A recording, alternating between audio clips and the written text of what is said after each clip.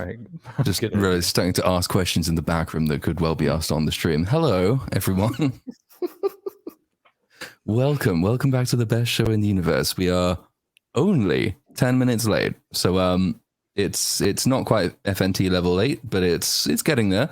So one day in the not too distant future, we might be half an hour, 45 minutes. Don't know exactly how that works, but yeah, welcome. We have some things to be discussing. We have some people to be discussing them with. We are joined by the lovely Uninspired Reviewer. And actually, Andrew, there may be a couple more people dropping in and out later on. We shall see how that goes. I think Vex is supposed to be here. She's supposed to be. But she lives in Canada and her internet has Canadian healthcare itself. So, it'll take a while. She might be here, she might not. But as for the things we have to be talking about, the question I was going to ask before I hit the go live button, then realized I should really hit the go live button before I ask the question is, has anybody here actually seen the Sound of Freedom thing? Because we've got it listed as something to talk about, and I have not had time yet, but I'm hoping someone Vex here has. I saw it as well. Yeah, Vex has. Oh, you did see it last night. Right. Mm-hmm. I was going to see it last night, and then I realized I had more cheerful things to be doing than watching child sex slavery things. But yeah. And I mean, it's not even out here where I am, so I can't watch it. There's ways, much like the child sex ring itself, there are ways to do things on the internet that are probably illegal. But yeah, so okay, in which case we will get onto that one later. But I guess to kick us off, we have Mission Impossible, which is coming out. When is this film coming out? Well, for me, it's coming out in a few hours. So in a few hours. I think technically in the West, it's coming out on Thursday. So yeah, it came out here yesterday. Oh yeah, you guys are lucky. You got like a couple movies. Well, you got Indy early. Not that you're lucky to get that. Yeah, but they're all. Oh boy, they're all in French, man. You can't go watch it in French. Well, so who's very much looking forward to Mission Impossible? I read that as Mission Impossible 17. I know there's been a lot of them, but I don't think there's quite that many. Is it 7? No, not yet. I am very much looking forward to it. I just watched the previous one, part 6. For whatever reason, I hadn't watched it. I totally forgot that I hadn't seen that movie. So I caught it today and I was thoroughly entertained. Like, just what an entertaining film that was. It's great popcorn flick and just great action movie. I had so much fun watching that. It got me really amped to see this one today. That's actually the best one. Fallout is what I consider the best one. That one and Mission Impossible 3. So yeah, 3 is still probably my favorite one. I think that combines like actual character story elements the best. Yeah, exactly. With action, and just a superior villain because it was Philip Seymour Hoffman. But goddamn, 6 was great. It really reinforced the separate point I made last week though about the fact that Henry Cavill is not a good actor. Oh really? Yes. Is he not good in that?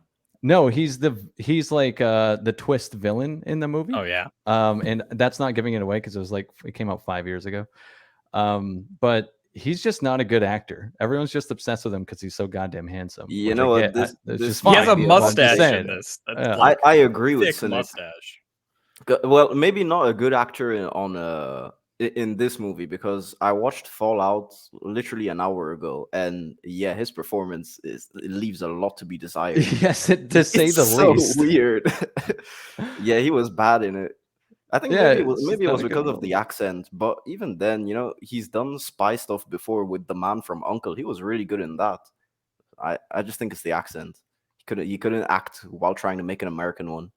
Yeah, there were a few lines that he delivered where I was just like, that could have been really villainous and cool, but man, did that just, like you said, it left a lot to be desired, to say the least. Another phrase for it would be, wow, that was cringe. But yeah, even so, like, he looks the part, and he looks the part really good. Yep. So it kind of makes up for it. Like, it's totally okay. It is funny to see Tom Cruise, like, he was 5'7", fight a guy who's clearly like 6'3". He's just a giant dude.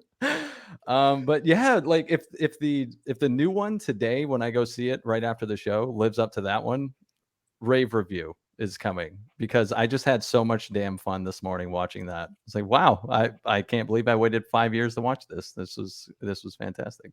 Wait, came out 5 years ago? You know, in 2018, they were filming the one that comes out this week. They were filming it during the pandemic. It was supposed to come out way earlier, but it really got pushed back. So compliments are flooding in already. Thank you. But so Uninspired, you saw it. Obviously, Little Platoon didn't see it. I was trying to think as you were talking which was the last Mission Impossible film I saw and how long ago it was. I cannot remember. And I know it was many years. It just doesn't do anything for me. It never has as a franchise. So yeah, I can see that. Like this morning, like when I was thinking about it, it was like, okay, are any of these like one of the best action movies ever made? And the answer is definitely no. But it's also like the Mission Impossible series as a whole is up really high when you're talking about some of the best action franchises ever. It's just consistently delivering really entertaining films. So like that's how I look at it. Like none of the movies are one of the best action films ever, but it's one of the best series for sure in that genre. Yeah, do you like it or like categorize it in the same way as John Wick, for example? No, because John Wick is more about like with its action. And we were talking about like John Wick influence when that one came out, and I was trying to sell it to you, was that like its choreography, almost like The Matrix, is what made it influential in the action film genre. With this, it's like the Top Gun type of deal, which is what Tom Cruise is known for. It's like most of the stunts are as real as it can possibly get, and he performs them all. So you go to see the crazy stunts. The story's real simple. It's laid out right in front of you. So the story elements are like, what keeps you really engaged is how clever his character is and the little twists and turns that come along the way and the unbelievable action set pieces. So like the climax of the movie, even though you know he's going to save the day, I was still on the edge of my seat because it was it was so well made. And it was just like how is he going to save the day? Did you fall for the fake out with the sunlight when everything just went white? No, I did not fall for that at all. You know what twist I thought was really clever though was when the reveal of Henry Cavill being the bad guy. I really liked that when Simon Pegg was underneath the mask. Yeah, I thought that was really well done. Those are little twists that make it. Yeah, those are little twists that make it fun. You know, the thing about the Mission Impossible franchise, it's every action movie has to have you think about your characters like, oh my god, how is this guy going to get out of this situation? And Mission Impossible continuously just tests that for you. They put Tom Cruise and Ethan Hunt in so many different situations where you're legitimately just thinking, how the actual fuck is this guy going to get out of here? And that's what keeps you entertained the entire time. Yeah, because you know he's going to get out, but it's how is he going to do it that makes it so damn fun. And Tom Cruise is like a born entertainer. This dude just knows how to keep you on the edge of your seat. I was thinking this morning too of like, who are the best action film stars of all time? It's probably Arnold, Tom Cruise, and Keanu Reeves are like my top three, I think. It feels really nice to be talking positively about stuff. It's like such a pleasure. Oh yeah, is he? Because he's looking quite jowly from what I've seen of the trailers. Yes, now, he does. Like he is starting to look his age. There's only so long you can do hair plugs and platform shoes and makeup wherever you go before age takes its inevitable toll. So for sure, like, is this? And I know he's still doing most of the stunts himself, which is obviously it's impressive if you like that kind of thing. I prefer it than the Indy 5 style. Everything is on a green screen and nothing really matters type thing. But is there any risk he's too old for this film, or is this the last film he's doing in this genre? Is he gonna age out of action at some stage? Or no way, that dude swallows like so many foreskins of to keep him. That wasn't where I was going. I was just gonna say he was gonna die by the time he does Mission Impossible 8. He'll just die in the middle of filming. No, I don't think this dude's aging out anytime soon. He looks like he's having a blast, and he stays like, you can look all jowly, but look at RFK Jr. The dude's like 70 and just fucking jacked because he's on TRT. What do you think? Dude. What do you think Tom Cruise is on? He's downing vote for that guy just because I'm scared of him. Isn't he supposed to be really against any sort of like pharmaceutical type interventions? I'm sure he maybe labels it under holistic. It's not injections. It's the god like Thenu or whatever the fuck he believes in. It's Scientology. Xenu, I think. Xena. Well, that's the other I think thing. it's Xenu. He throws a bunch of people into a volcano, doesn't he? So Tom Cruise pushes people into volcanoes to stay young. That's news. I could believe it, but you can compare him with, say, like Brad Pitt, for example. You know, Brad Pitt did action-y things, and then as he got older and his face started to melt, he transitioned away from that genre and has become more of what you might call an actor. And I'm not really seeing Tom Cruise do that, but then surely he's going to have to. Like, he can't carry on driving motorbikes off the edges of cliffs and hope to emerge unscathed, can he? I give him another decade at least. I think he can. Like, I think the film industry will literally kill him in that he will die in one of the stunts that he does. Probably, that's what I'm thinking. Weirdly enough, I actually think that too. If he goes too long for it, because I think that they should end after part 2, Dead Reckoning part 2. But they said that they have more in the tank if they want to do some, and no, I just don't think that they should. I'll give Fallout some credit too, of even just like, I don't expect much. This is the epitome of like popcorn film. Like, go in expecting the right things and you're going to be very pleased with what you walk out of the theater or in front of the TV watching. But they had some really cool character moments. Like, Tom Cruise's character is essentially like a little bit of an arc is the fact that like he can't actually be with anyone. He can't be with the love of his life because of the fact that he's just built to protect the world and he can't do anything else. Like, that's his sacrifice. His self-sacrifice is just always be the one person who can like stop everything.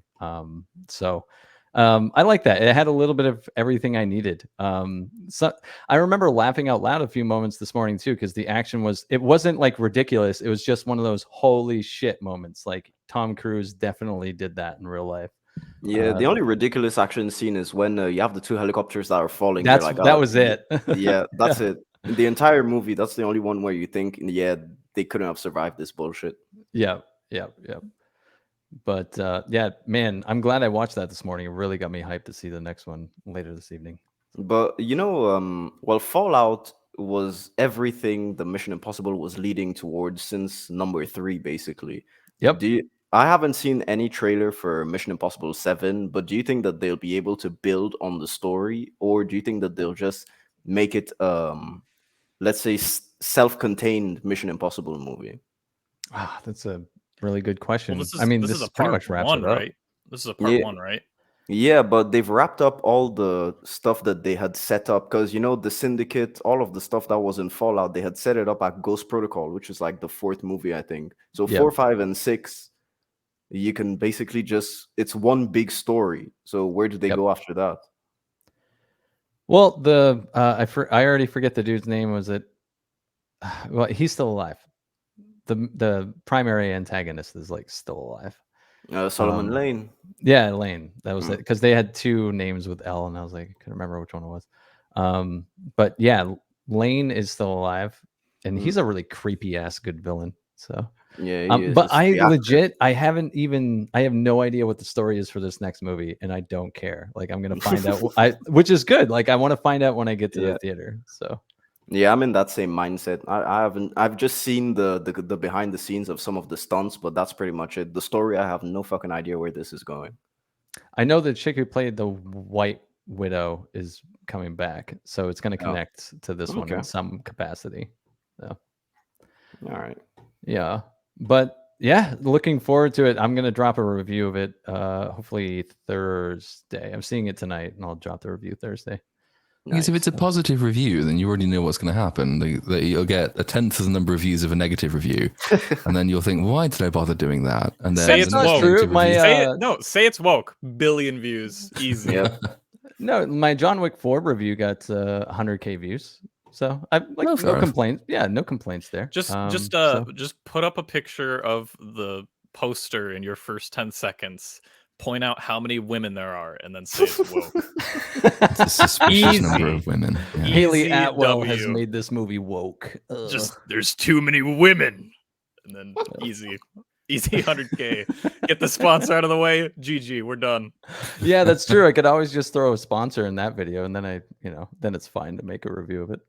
Get 40,000 views. It's all good. What happens if it actually is? If Tom Cruise does get just beaten the shit out of by various hyper-powered women. All the women in the poster just start beating him. That is not going to happen. Yeah, not with how Top Gun went. No way. If that happens, I will shave my mustache. I'm betting on that happening. I hope it happens in part 2. Like in Fallout, they even had a chance to do the you're getting old man type of bullshit shtick with Henry Cavill's character, and they didn't. Tom Cruise beat the fucking shit out of him. And I was like, cool, good. This is what should happen. Yeah, he put a grapple hook through his brain. Yeah, it was really, really awesome. And they didn't pull that crap with Top Gun. Like, he's still the best in the business at what he was doing in that movie. And I'm like, good. That's what I want. That's what I want to see. So I can't foresee him allowing that to happen to his character in the next movie. Like, are you getting old for this, bro? No, he's not. Tom Cruise is eternal. He could well be. That's the Scientology coming in from again. So what are we anticipating this doing in terms of success? It doesn't have a huge, it has competition next weekend, doesn't it? Because that's Barbie, which obviously has a huge crossover demographic with that, and then Oppenheimer. So the last time I read, this is how uninterested I am in Mission Impossible. I think the last time I read anything about it was about a month ago when they said that it might not do as well as it won't do as well as Top Gun does, for example, or it might slightly underperform original expectations because of that. Yeah, but Top Gun made like 1.6 billion or something. I think so. The last Mission Impossible, which also is a pretty loved movie, and rightfully so, since I watched it this morning, I was like, oh, holy shit. That one made 800 million. And even though they are separate franchises, I think there's so much goodwill from Tom Cruise and so much goodwill from the last Mission Impossible. You combine that, this is a $1 billion movie.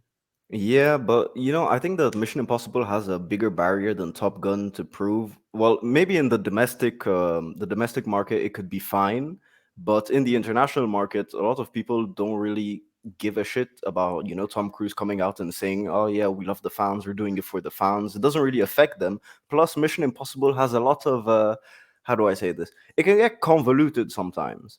It can, yeah. And so for the average viewer who goes to see Top Gun, where everything is very straightforward, Mission Impossible is always something where they're like, yeah, I can go for the action scenes, but an hour into the movie when there's a huge exposition dump, it's like, yeah, this is gonna put me to sleep, This last movie, international, accounted for 72.2% of its box office. Damn. So I see what you're saying, but the narrative says otherwise. International accounted for almost 3/4 of all of its money. So I think people just fucking love seeing great action. I say it makes 890 to 900. Ooh, I think it crosses a bill. $1 billion. So. $1 billion. $1 billion. For the billion, I'm not too sure, honestly. Where's Mr. Brown? If Mr. Brown predicts every a bill, film will pass $1 billion. Yeah, if Mr. Brown predicts a bill, it's not going to hit a bill. Just before we carry on with Mission Impossible, I feel like we might need to stage an intervention because Drew Gordon says he can't see it because it's not on high C, so he's now downloading the last Transformers film. Don't know what. Right, yeah, I would stop that download right now. So not just because it's very illegal and wrong, but also because it's the last Transformers film, which is oof. That's a rough one. I'm really sorry that you're gonna subject yourself to that. And before we move on to, my camera's gonna die at any moment. So you not got a spare, you unprofessional person. I have the shitty what did you guys call it? The what she sees POV the what camera? She sees angle, yeah. So I'm sure all of chat would like to be your bitch. So just don't worry. Don't worry, chat. You'll get the POV soon. Don't worry. In about 5 minutes. Any minute now, it'll turn off. So. If it's a really low angle, it's also what Tom Cruise sees. That's true. At any moment. Any given moment, depending on what shoes he chooses, of course. And the box that they give him to stand up on. That's right. Oh, yes. Yeah. So, pitch it to me then. Like, for someone who doesn't, I don't mind action, but I like some of the old 80s action films. I think Rambo's good, Rocky kind of good, up until he gets that weird robot butler and I sort of lose interest. What? Predator is good. Like, there's loads of, I like old 80s action stuff. They're fun. Yeah, I've never really been, and I like old James Bond, so that's also fun. I've never really been able to give too much of a shit about action films besides those, and certainly nothing really recent, hence like John Wick just doesn't do anything for me, not least because he's bulletproof and the story makes no sense, and it's just, yeah. Why should I, as someone who doesn't give a fuck about Mission Impossible, should I go and see this film, come to that, or should I give it a pass and just accept it's not for me? Well, you didn't really like John Wick. Let him watch Mission Impossible 3. Yeah, I would say that. Let me see this movie first, and I'll tell you when I get out of the theater if you should see it. But like I was saying, if you enjoy Predator but don't consider it one of the best action movies ever, then I don't know if Mission Impossible is going to do it for you. I really don't, because like I think a film like Predator and Rocky, they're not just like, great action films. I think they're some of the best films ever. I don't put Mission Impossible, any of those movies, on that level. So if you just kind of passively enjoy them, maybe this is not for you. But it really depends on the mindset you're going to go into. Like, don't go in expecting your mind to be blown with story or anything. Truly popcorn, but done at the highest level possible. And the action, if you thought that the action in John Wick was boring, this style of action is completely different. It's not like the choreographed fights or anything like that. It's a lot of high flying shit that's is really well edited, really well directed, and really well performed, mostly by Tom Cruise. So, if that kind of thing interests you, then for sure, this is something that you should check out. That's my pitch. Yeah, I haven't seen any of them either. So what? Yeah, no. The only thing I've seen is the bathroom fight where Henry Cavill does cocks his fist. That's the best acting he does in the whole movie, when he just cocks his fists. That's it. Yeah, honestly, I do have another friend who really likes action stuff, but then he also really likes Godzilla versus Kong, and so I don't think. Does he unironically likes it though? I think so. It's hard to say. Because I like Godzilla versus Kong, but it's a bad movie. It's a bad movie, but I also don't really understand how you can like it. It's so because it's Godzilla versus Kong. Big lizard versus monkey. Yeah, it's giant lizard versus giant gorilla, man. But there's actually not that much of that in it. Most of it's human people who can't act and delivering lines that should never have been written. So but the monkey is there. It's why Transformers is so good. It has the monkey. You gotta understand. You gotta have a love for gorillas, dude. Yes. Yeah. But yeah, Mission Impossible might not be for you. I don't know. I don't want to waste your time as your friend, but I still would like you to watch like a couple of them and just see what you think of them whenever you get a chance. I do it as a desperate. I've still got fucking 4 hours of Indiana Jones video to edit. Well, then it won't be anytime soon. No, I can have it on in the background. Look over. Is Tom Cruise punching someone again? Oh, yes, he is. Okay. That film's still going. Good to see. Yeah, the original film is like, it has a lot of classic set pieces. Like if you watch the original Mission Impossible movie, you'll pick up a lot of things you've seen throughout pop culture. I'm like, oh, that's where that came from. Like it's one of those type of movies, but it's not even the best of its own series. Yeah, because it has a huge ass CGI fight at the end. That was made in 1996. Yeah. Yikes. Yeah. It's not that bad. Like the best scene of the movie is just him running away from the fish tank exploding. That is great. I also love the when he's dropping down from the into the CIA headquarters. I think. That's a classic scene. But that's pretty much it. But yeah, Platoon, if you want to watch a Mission Impossible movie for someone who's looking for maybe action and story, I'd recommend Mission Impossible 3 because it gives you the most character development for Ethan Hunt. Even if Fallout is good, it doesn't give you that much character development. Plus, No. it builds on Mission Impossible 3's development. So I think that's the best one you should watch. And I think it's actually the only one that was. No, it was directed by Brad Bird. No, Mission Impossible 3 was directed by J.J. Abrams. Oh yeah, J.J. Abrams. There you go. Ooh, Yep. Really selling it to me now. No, this is before he was trash. Oh, there was a time. Yeah, these are the kind of movies that got him the big jobs that ended up being garbage. We're like, oh shit, he can direct a good movie. Oh, maybe we should give him Star Wars. It's one of those. He still produces all of the Mission Impossibles, actually. Yeah, and Philip Seymour Hoffman plays an amazing villain, like actual terrifying villain in Mission Impossible 3. Like it'll give you goosebumps. Like he's used almost Joker-esque in The Dark Knight, and this was way before The Dark Knight. This was like 5 years before. Like the way the film actually utilizes him in the story is fantastic. Honestly, watch number 3. Number 3, okay. And I don't need to watch 1 or 2 to understand that. Nope, you don't need to watch 1 or 2. Okay. I can put that to the top of the list. Which one is universally considered the worst one? Just so I have something to compare it to. 2 is the worst. I fucking hate that movie. I literally hate Mission Impossible 2. It's John Woo, but limited by America. So you have pigeons. Yeah, you actually have doves flying everywhere. You have Limp Bizkit as the What? Limp Bizkit. You don't even know what Limp Bizkit is, Andrew?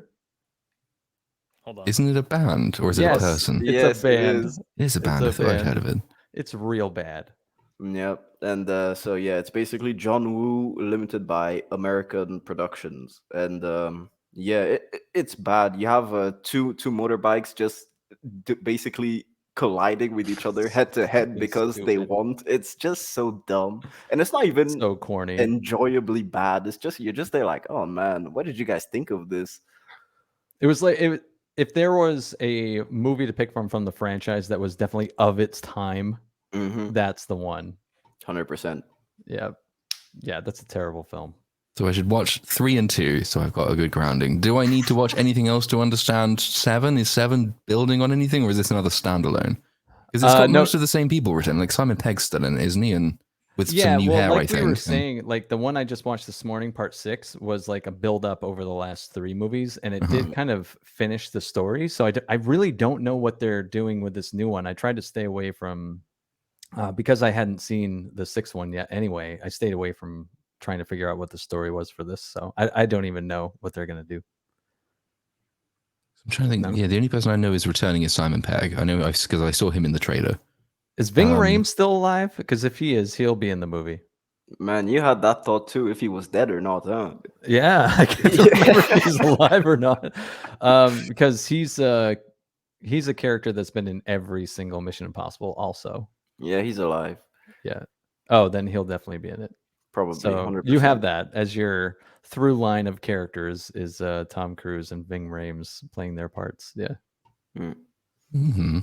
And yeah, in Mission Impossible 3, Tom Cruise does the best acting of the entire franchise. Oh, 100%. And because he's playing off of such a brilliant actor in Philip Seymour Hoffman. Like he had to step up his game. Yeah, 3 is that's a good point. Watch 3. It's amazing.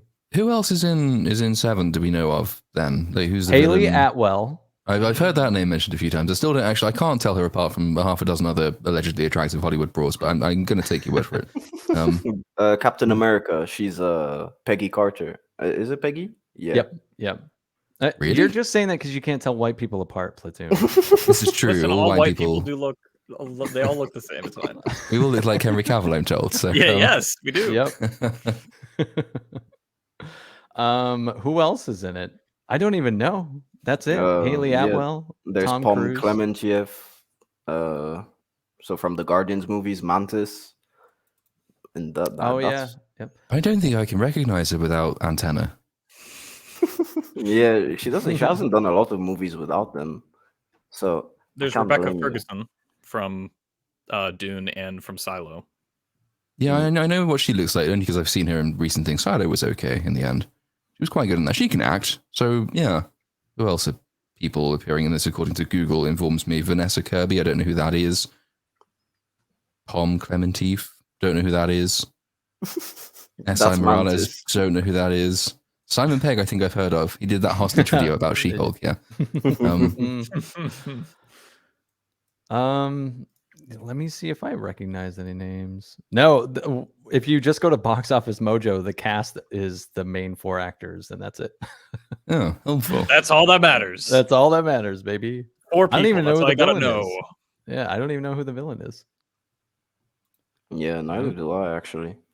I have no idea what the story is. I'm just going. Oh, Vanessa Kirby played the White Widow in the one I just watched, part 6. Yeah. And she's returning for this one. She was pretty good. I liked her small. It was like a supporting role, but it was pretty good. Look, I watched Hobbs and Shaw. No, is that a Fast and Furious thing? I never saw Hobbs and Shaw. The only Fast and Furious.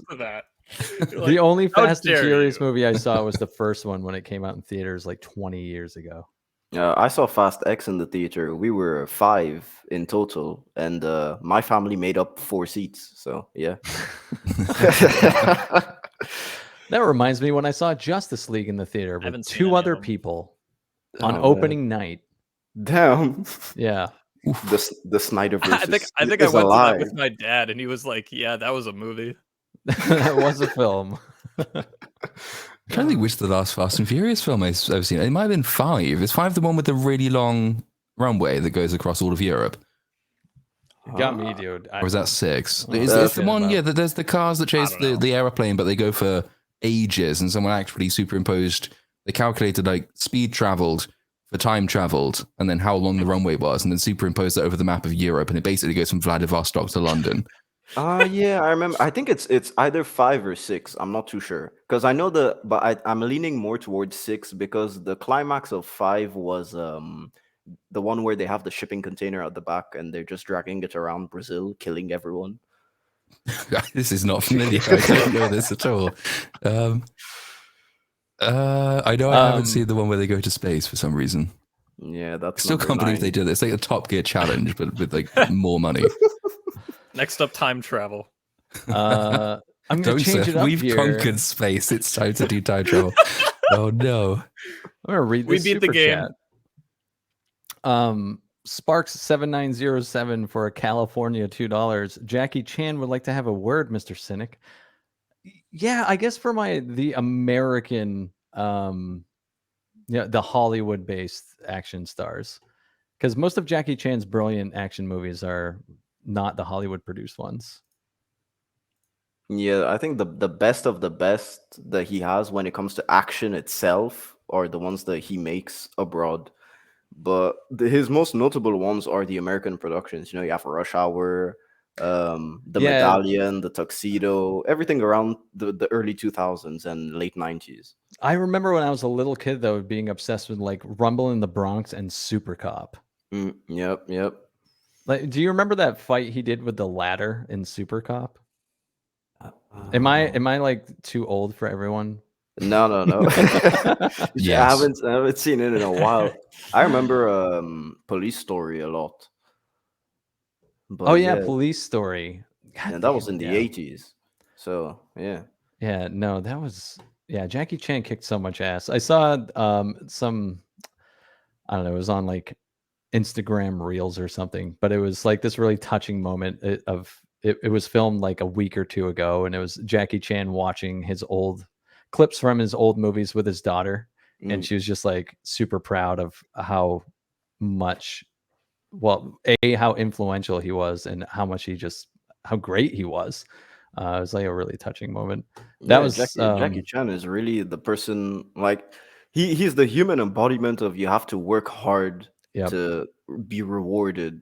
And yeah, he's been doing it since he was a kid when he joined the I think it was the Chinese national ballet or something like that. So he's been doing martial arts since he was a kid, and the team that he uses is the same one he's been using since the 80s. So it's not his daughter. That's what. See, Reels lied to me. That's what the description said. Speaking of Sound of Freedom, yeah. And you have to work hard, and you also have to say nice things about the Chinese Communist Party, and then you're fine, I think. Because he's a bit of a shill for them, isn't he? Well, I mean, you can't really say something against them if you're based in China. So true. Although, well, what's his name? China's great. What are you talking about? Yeah, China, we love China. Moving on. Yeah, it's not a concentration camp. It's a Premier Inn. It's a good hotel. But the guy who plays Shang-Chi. I want to say it's Simu Liu. Yeah, I think he's one of the reasons that film didn't get shown in China actually is because he once said something like, "Yeah, back in the 1950s, lots of people starved to death, and so my parents had to leave." And that was deemed to be insufficiently in praise of the Communist Party. And so that's one of the reasons they cited is that not allowing that film to be shown there, which is probably depressing for Disney, given that you could almost guarantee that the reason they cast him was because they wanted to get into that market. Actually, the Chinese thought that Simu Liu was ugly as a Chinese action star. Wow. Really? What? Yeah, you guys didn't hear about this? No.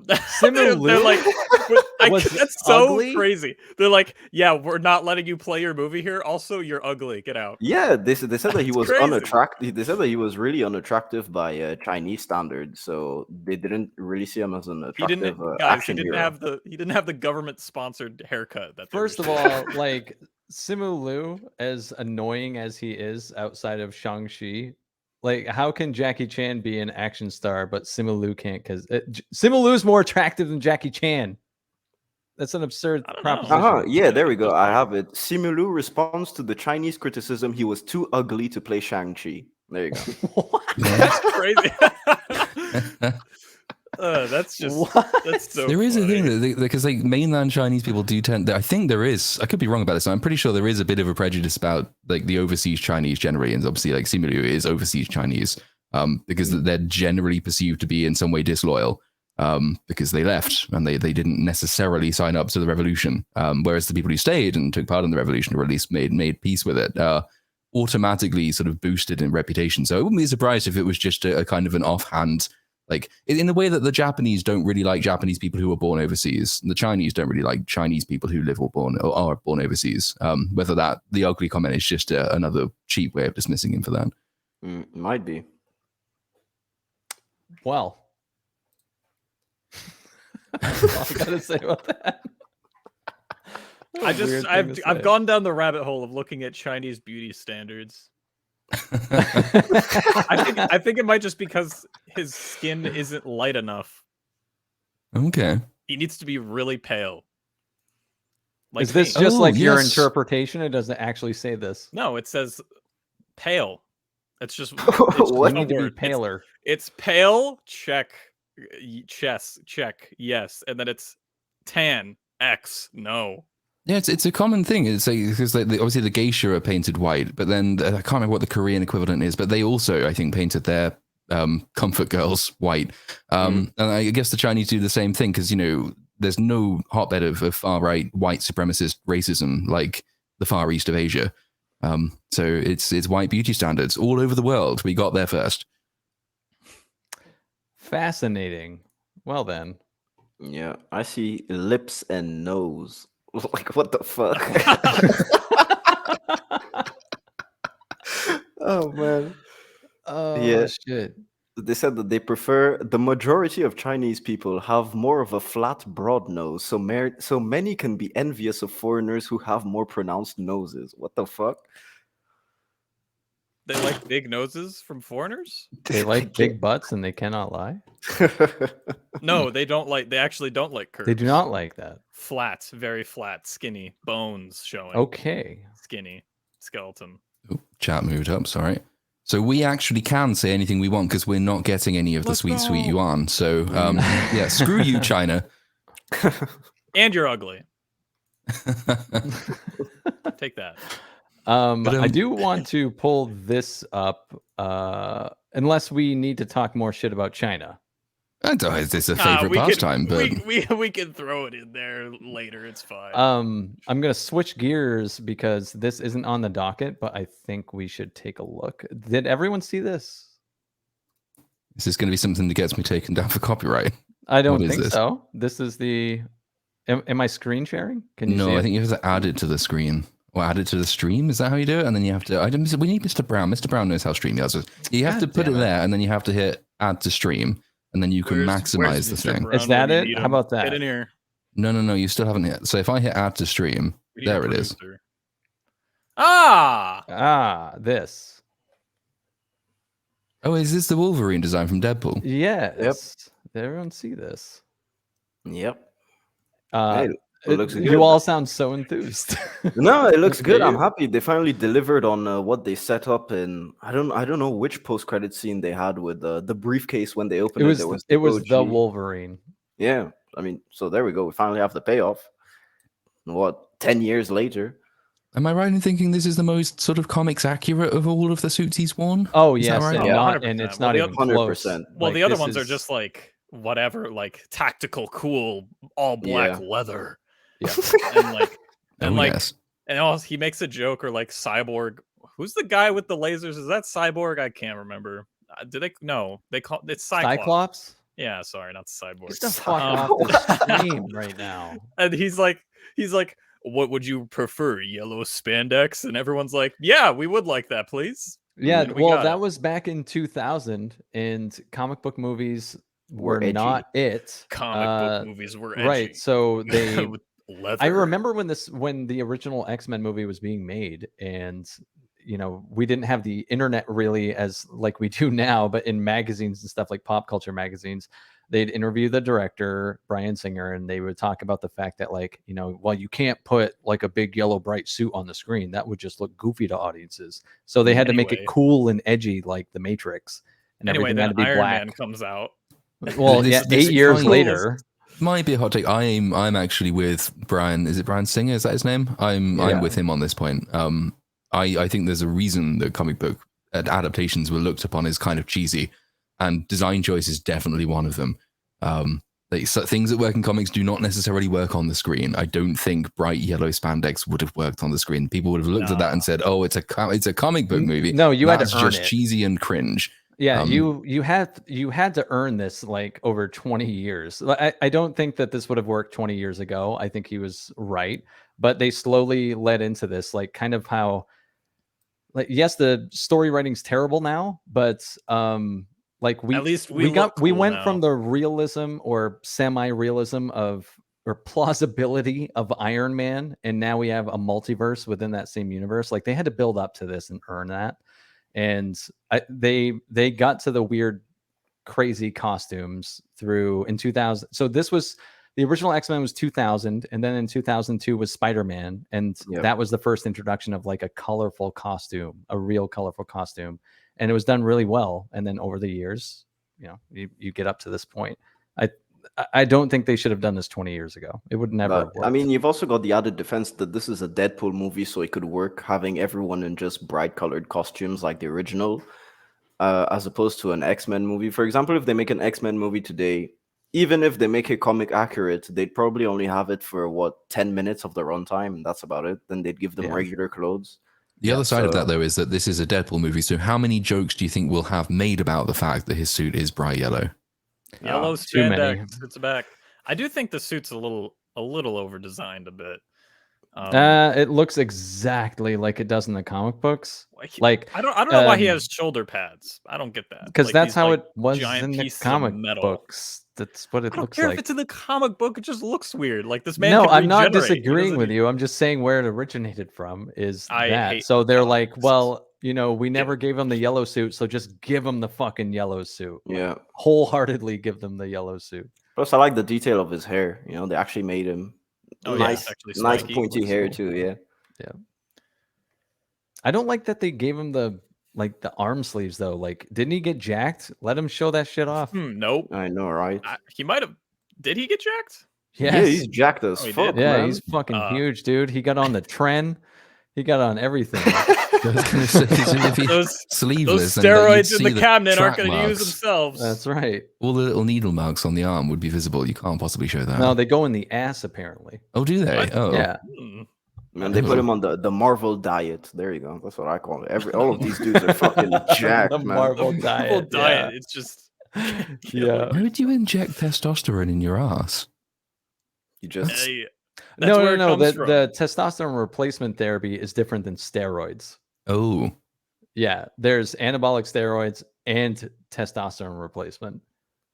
So testosterone replacement is like I when like that you're so knowledgeable about all this. Yeah, that's what I was can't about be to say. like, no, I go to a personal trainer who's a bodybuilder and he like wants me to, but I have a heart condition, so I can't do this sort of stuff. But I've certainly learned a lot about it. Like bodybuilders do that shit. So there's like testosterone replacement therapy to get your levels to like where you'd be at in your peak in your 20s and keep it there. And then there's actual steroids, like where you'll get fucking enormous. So jacked. Yep. You'll get Hugh Jackman. When is Deadpool coming out? This is another one that I'm going to be the designated downer, I think, for this entire stream, because I don't like Mission Impossible. I don't like Deadpool either. So it got moved up. It's coming out next year. I think May now. Yeah, May 3rd, 2024. Wow. Yeah, they moved that up because they need a fucking hit. They do. That's why they moved that up. They need a W. Yep. I don't know if I don't think I haven't watched the Deadpool movies in a while, but I don't think I'll like them because I think I rewatched the trailer. It like showed up for some reason. I think it was like on YouTube Shorts, the rare occasion I look through there, and like I just like none of the jokes landed anymore. Because like I laughed at them when I was in middle school, but. Yeah, I don't know how well it's aging, because Deadpool 1 was at least something kind of new-ish, like in that nothing around it was doing quite what it was doing. But since then, everything has to have humor all of the time, and it all has to be meta, and it all has to be like permanent witticisms. It all has to be vaguely mocking and self-aware. And so now, I think it was already a problem even when Deadpool 2 first came out. I remember watching it when it first came out and thinking, yeah, I've seen this not only before in Deadpool 1, but I've seen it every other superhero film around at the moment. So not a fan. The main issue is Ryan Reynolds, because he did Deadpool in I think it's 2014, and after that he got really big, and he basically played the quippy Ryan Reynolds in every movie, and he had a lot of movies in between both Deadpools already, and then from Deadpool 2 till now he's had a lot of movies where he's just played the quippy Ryan Reynolds. But that is Ryan Reynolds. That's why I've never liked Ryan Reynolds. I find his style of humor so fucking annoying. Like I cannot stand that dude. And he's been that way since the late 90s when he first started. He's always been this obnoxious asshole, and he does this fucking thing with his mouth that just drives me crazy because it's like, hi. And it just drives me crazy. I hate it. Watch one of his movies, and he does this. Hi. I think I know what it is. Like, doesn't move his lips. Just this is funny because I don't move my lips. This is part of my humor. It's fucking annoying. It's funny because he's hot. That's it. Goodbye. Okay. What's the trajectory of those like? So the first one was kind of successful, wasn't it? I don't know how. Yeah, does that one make more money or less money? It made more money on a slightly higher budget. The first Deadpool was only made for like $50 million. Oh, there it goes. Camera's all right, boys. It's time for the POV. Get ready. Time for the fucking POV angle. Hang on. Let me set this bad boy up. But yeah, it was made for $50 million, and it made like $750 million. Yeah, highest grossing R-rated movie of all time. It became actually. Yeah, the previous holder was The Passion of the Christ was the previous holder for that record. He beat God himself. Yeah. Good job, Ryan Reynolds. You beat God. Yeah, and then Deadpool 2 just made a bit more money, and that was it. Okay. Guys, we got the What She Sees angle. I think I've seen it. You did it. Oh man, you were on something, and it looked worse than this. Like it was. Because it was like way up. It was. I probably had it like. Yes, it was. The old, I like to call it the 50-year-old man profile picture angle. Yeah. I do have arms. Movie Cynic has arms. I do. I have arms. That is a crazy comment. I tell you, like, did he not? Did he never have that before? Oh god. I also have arms, but they're really limited in what they can do. So that one only does that. That one has a bit more movement. Oh, it has wrist movement as well. Yeah. Maybe by the end of the Otherwise- stream, this camera will have charged and I can turn the other one back on. Who knows? Do you have the ability to smoke the actual cigarette? No, closest I can get is probably this. Actually, yeah, it doesn't go any closer. Oh, that's wine. So Okay. close, so close. There's loads of buttons that do stuff. I just don't remember what they do, so I don't touch them. Thanks. That means I look young. I appreciate that. As an old man, I appreciate that. Wait. He said, Cynic looks like one of those shouty Gen Z Dem TikTok twerps. I'm glad I look half my age. That's awesome. Cool. Man, and plus they didn't see you with the blue hair too, so. Yeah. When I hit 100K, I said I'll most likely dye my hair again. Do it. We will. We'll go back to the blue. Yes. For a little bit. Speaking of back to things, Deadpool. Is this next Deadpool film going to be R-rated as well, or have they? Yeah. Yeah, I was reading an article today. Someone working on the film said it being with Disney has not affected it at all. It's definitely a continuation of the same R-rated style that they were doing the first two, which is great. That should be a disclaimer, shouldn't it? I know it's Disney, but they haven't changed I know it's Disney, but Disney hasn't touched us. It'll be good, guys. Don't worry, guys. It's fine. Yeah. Movie Cynic, did you read any of the plot leaks that came out? I did not. I don't know. I used to care about that kind of stuff, and I just avoid plot leaks of like any movie. The last movie, I really needed to find out what the plot was, and it wasn't even about what the plot was. I wanted to know who won versus Godzilla versus Kong. I couldn't fucking wait. So I looked it up. That's the last time I've cared about what happened in a movie. The last movie I did that with. Oh man, the last movie I remember like actively looking for plot leaks was The Last Jedi.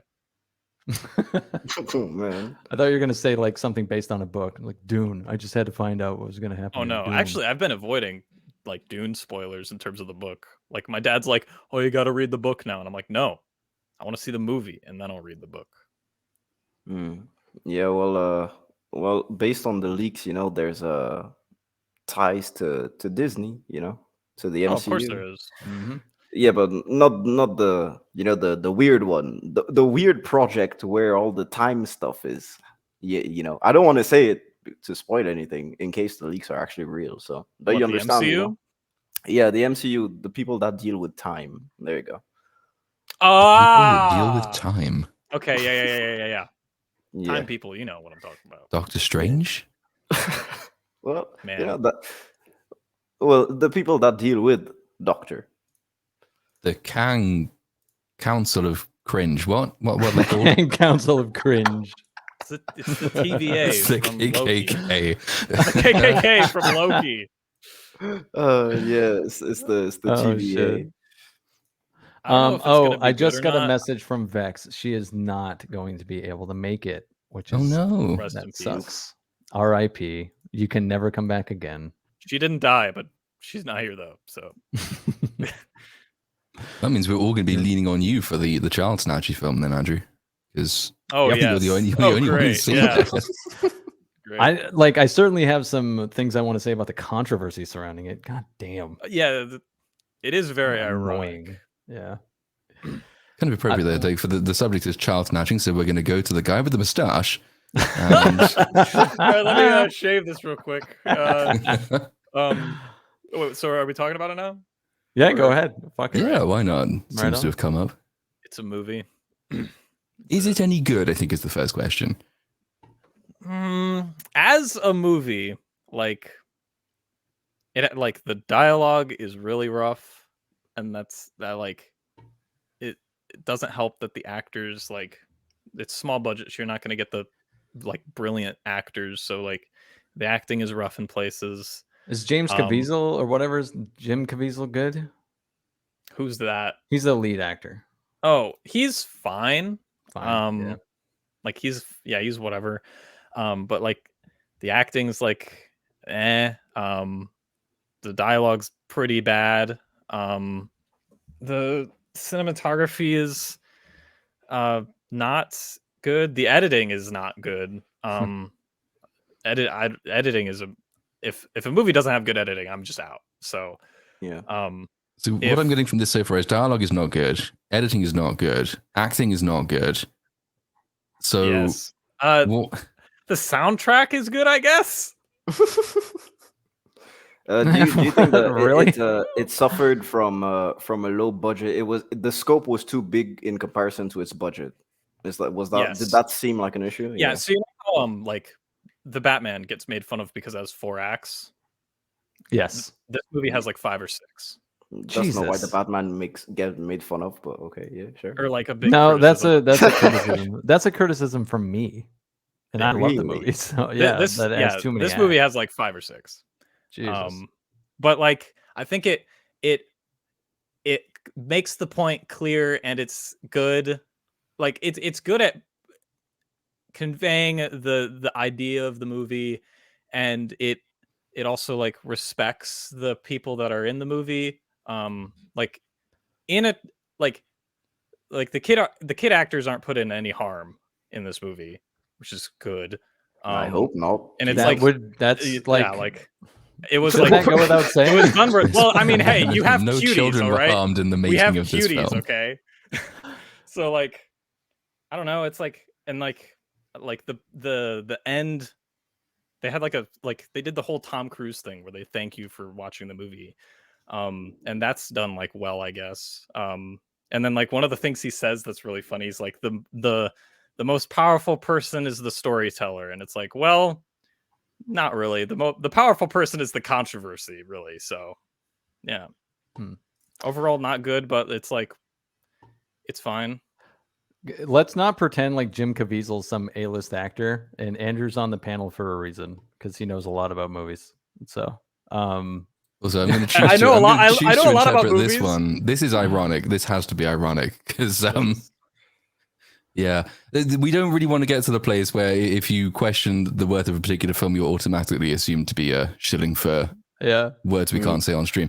But it's not woke, so it's good, right? Oh, it's not woke, so it's good. It must be so good. Yes, I knew it. $1 billion. I've heard a few things. It's on my list of things I would kind of like to take a look at because normally I will avoid films like this. Not least, it's a prejudice. I just don't like studios that specialize in the main on sort of small budget Christian films because they are one of the worst film genres of all time. They are so unbelievably cringe and preachy and didactic, and it is the quality of a Christian movie. Yeah. The difference is, and the thing that made me slightly more interested, besides the fact that it is evidently touching some kind of nerve at the moment, is that it's not that in tone or in content, as I understand. And I've heard a few people, so not just the sort of Jack Posobiec style grifters, but also people who have some serious thoughts in their head who have also said that this film is it's surprisingly heartfelt. It's quite gritty. It doesn't shy away from its subject matter. Obviously, it doesn't put its children in danger, of course, but it doesn't deny the fact that bad things have happened to them, and so it's quite tactfully deployed in the script, and it's in content, if not necessarily in budget, it's more serious than you might be led to believe. So, besides the fact that everyone seems to be very interested in this film at the moment, that's one of the reasons that I'm kind of tempted to give it a look and see what it's like. It's definitely more mature, and it's still heartfelt. But like, it's I don't know. Like, are people saying that they like it because of the message more than the fact that it's an actual well-made movie? 100%. Okay, that's what I'm gathering from it. It's just like, well, the message is important, which is kind of counter to the message. That. It's the opposite message. Yeah, I understand. Like, I understand liking this movie because of the message, and it's like, yeah, I donated to the charity that it was supporting, so it's like, yeah, like. I'm not against the movie. I'm just saying the movie could have been done better. And it probably is the best movie that this company has ever made. So, wouldn't be surprised. It's certainly the most successful given its opening performance. Yeah. I don't know how much of that is due to the fact that beating Indiana Jones and the Dial of Destiny is not quite the feat that you might imagine it to be. But yeah, because that means Indiana Jones has to open like shit so that you can beat it. So that speaks more to how badly Indiana Jones opened than how well this movie's doing. Before the movie started, it has all the trailers, right? And all of the ad spots were bought by the same company. So I got to saw trailers for upcoming weird Christian movies / indie movies. One of them is called The Shift, and it's a multiverse movie. No, I'm not kidding. No multiverse movies.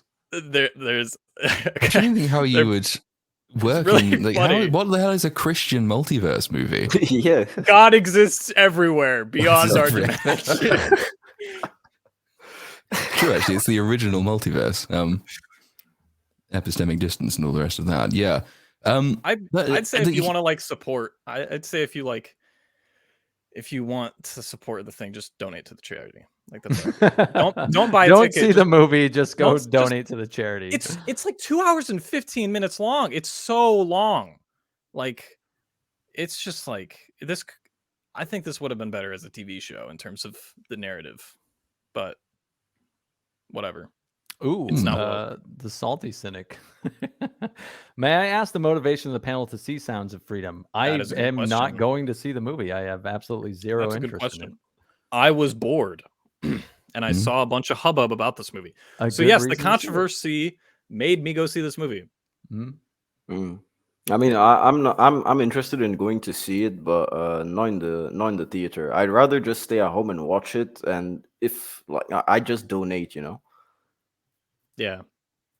I think the funny thing about it is it's just another politically polarizing lightning rod is really all it is. Because apparently it's just I was looking at critic scores and they're not terrible and they're not wonderful. Like it's just a mid movie, and the point of the movie is what's polarizing and becoming just a political lightning rod instead. And so I'm just like, that makes me immediately disinterested in the film. I have no desire to go waste my time seeing a fucking mid-ass movie where just because I'm like, yeah, it's not woke.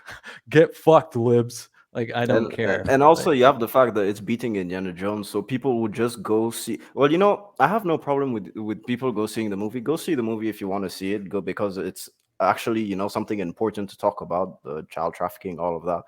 But I know that there are probably going to be some people that will go see the movie just because it beat out Indiana Jones, and so they want to go, you know, stick it to KK, and that's how they feel like they can do it. But they won't really pay attention to the message of the movie or anything like that. So if you're gonna go do it for that reason, then I don't know, man. But if you're actually gonna go see it to support what the film tries, like what the film is conveying, you know, anti all of that, then yeah, go see it, man. But I'll probably just wait for it to come out and watch it at home. Yeah, and I think the fact that it's being Indiana Jones, I think, interested me because there are any number of very low budget sort of semi-indie films. I gather I might have been wrong by saying, by the way, that this was a movie from that studio. Apparently, chat said it's just distributing it, in which case, fair enough. But the fact it's being Indiana Jones, when, you know, any number of other films could potentially have come out at the same time when we simply haven't heard of them, means that there must be something about this one which is, you know, touching this particular nerve. And I would be kind of interested to see exactly what it's doing and what it's saying. You know, in context, it's probably an important one. You know, the fact that you have a whole subset of culture which bangs on and on and on about slavery in America, whilst overlooking the fact that there are more slaves in slavery today than there have ever been at any point in the past ever. And there's a huge amount of child trafficking, is the one that's just been brought up in the chat there, which is a very serious and often underappreciated problem, because it sort of touches a number of different. It's not just the instinctive emotional appeal of child trafficking, which of course is self-evident and needs no explanation, but it's also, I guess, for its political tie-in, the fact that at the same time, you've got the slavery aspect, but you've also got the migration aspect as well, because there seems to be this belief that an open borders policy just means that everyone can happily get in their family camper vans and drive along to the border and come and live happily in the United States, as opposed to just trammeling children into the arms of people who will probably molest them en route to a country they're entering illegally. It just opens up a huge amount of potential for exploitation and harm, which doesn't really get covered enough in the media. So I understand why a lot of people will maybe be going to support this film as a counterculture. And it's been interesting to note as well the fact that it's drawn so much ire from Rolling Stone, for example. You know, there was I read that. That was a fucking joke. Yeah, that review was absolutely insane. It is wild watching. I saw a comment, and I agree with them, of how wild it is to see like the left attack this movie, and I'm just like, it's just a fucking mid movie. Yeah, like, it's not even political. Right. So I'm just like, that's what's driving me away from wanting to see it. Like, I think the message is totally fine. And like, I totally like, that's not what's keeping me away from it. I agree with what you were saying, Andrew. Like, just donate to the cause instead of like wasting 2.5 hours to go see a movie about it is kind of where I'm at with it. There's no, and it's so fucking aggravating to see. It's just like people who are definitely on the right are just like hardcore rah this movie, and then people who are hardcore on the left rah, and me in the middle is just like so that's how I feel. I'm like, that's disinteresting to me. I think that also partly answered the question that I've just brought up as well from Geek Helix there, and how it's been pulled into politics. Well, it's been pulled into politics because we're currently sitting here talking about a film that in any other situation probably doesn't have a huge amount to recommend it, except for the fact that everyone is talking about it politically. So it's clearly it's a kind of a message based film one way or the other. Now, if the film sticks to the line that I believe it does, it's very hard to find a way of politically disagreeing with the statement child trafficking is wrong. But it's interesting. I think a lot of people are cottoning onto it in part as a reaction to outlets like Rolling Stone, who will come out and say, look at this right wing QAnon linked film.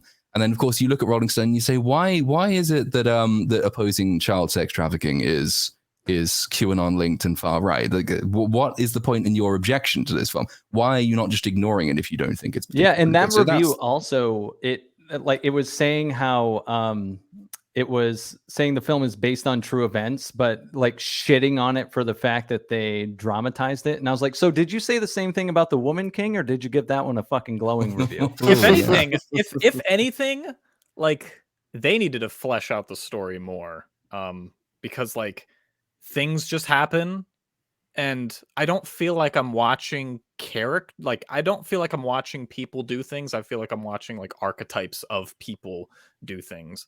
Like the people don't feel like actual characters and real people in this movie. They're just kind of like, yeah, you get it. This guy's like doing whatever.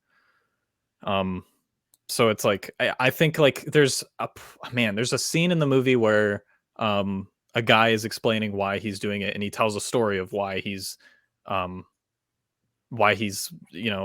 being like saving these kids from child trafficking.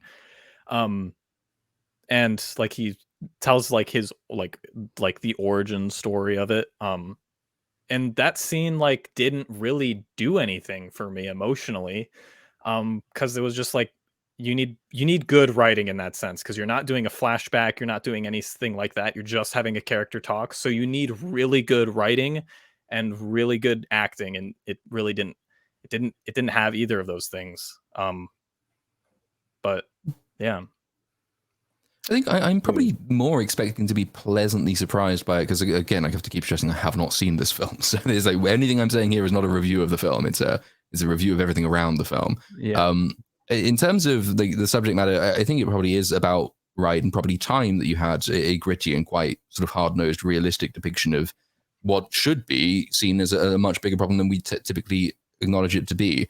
And I think the Cynic brings up The Woman King, which is a really good sort of example. If you think of the number of times we've gone exploring bizarre corners of fake history to big up the political interests of a current group who are in no way really disadvantaged anyway, versus very real issues that afflict millions of people around the world, which we sort of ignore out of a sense of politeness.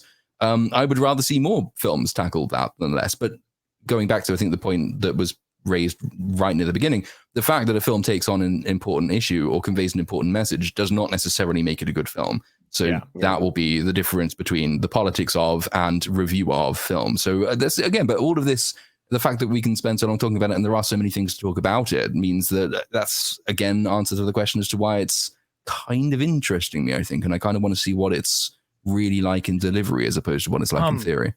And the other problem is like, so after the movie ended and it like right before the credits, it shows the main character's name is Tim, and he exists in real life because the story is based on him. And it shows real like security cam footage of him like doing all these things, and like live security cam footage of like kids being just stolen from their families. And like that security cam footage made me more emotional than the 2.25 hour I watched the movie. So like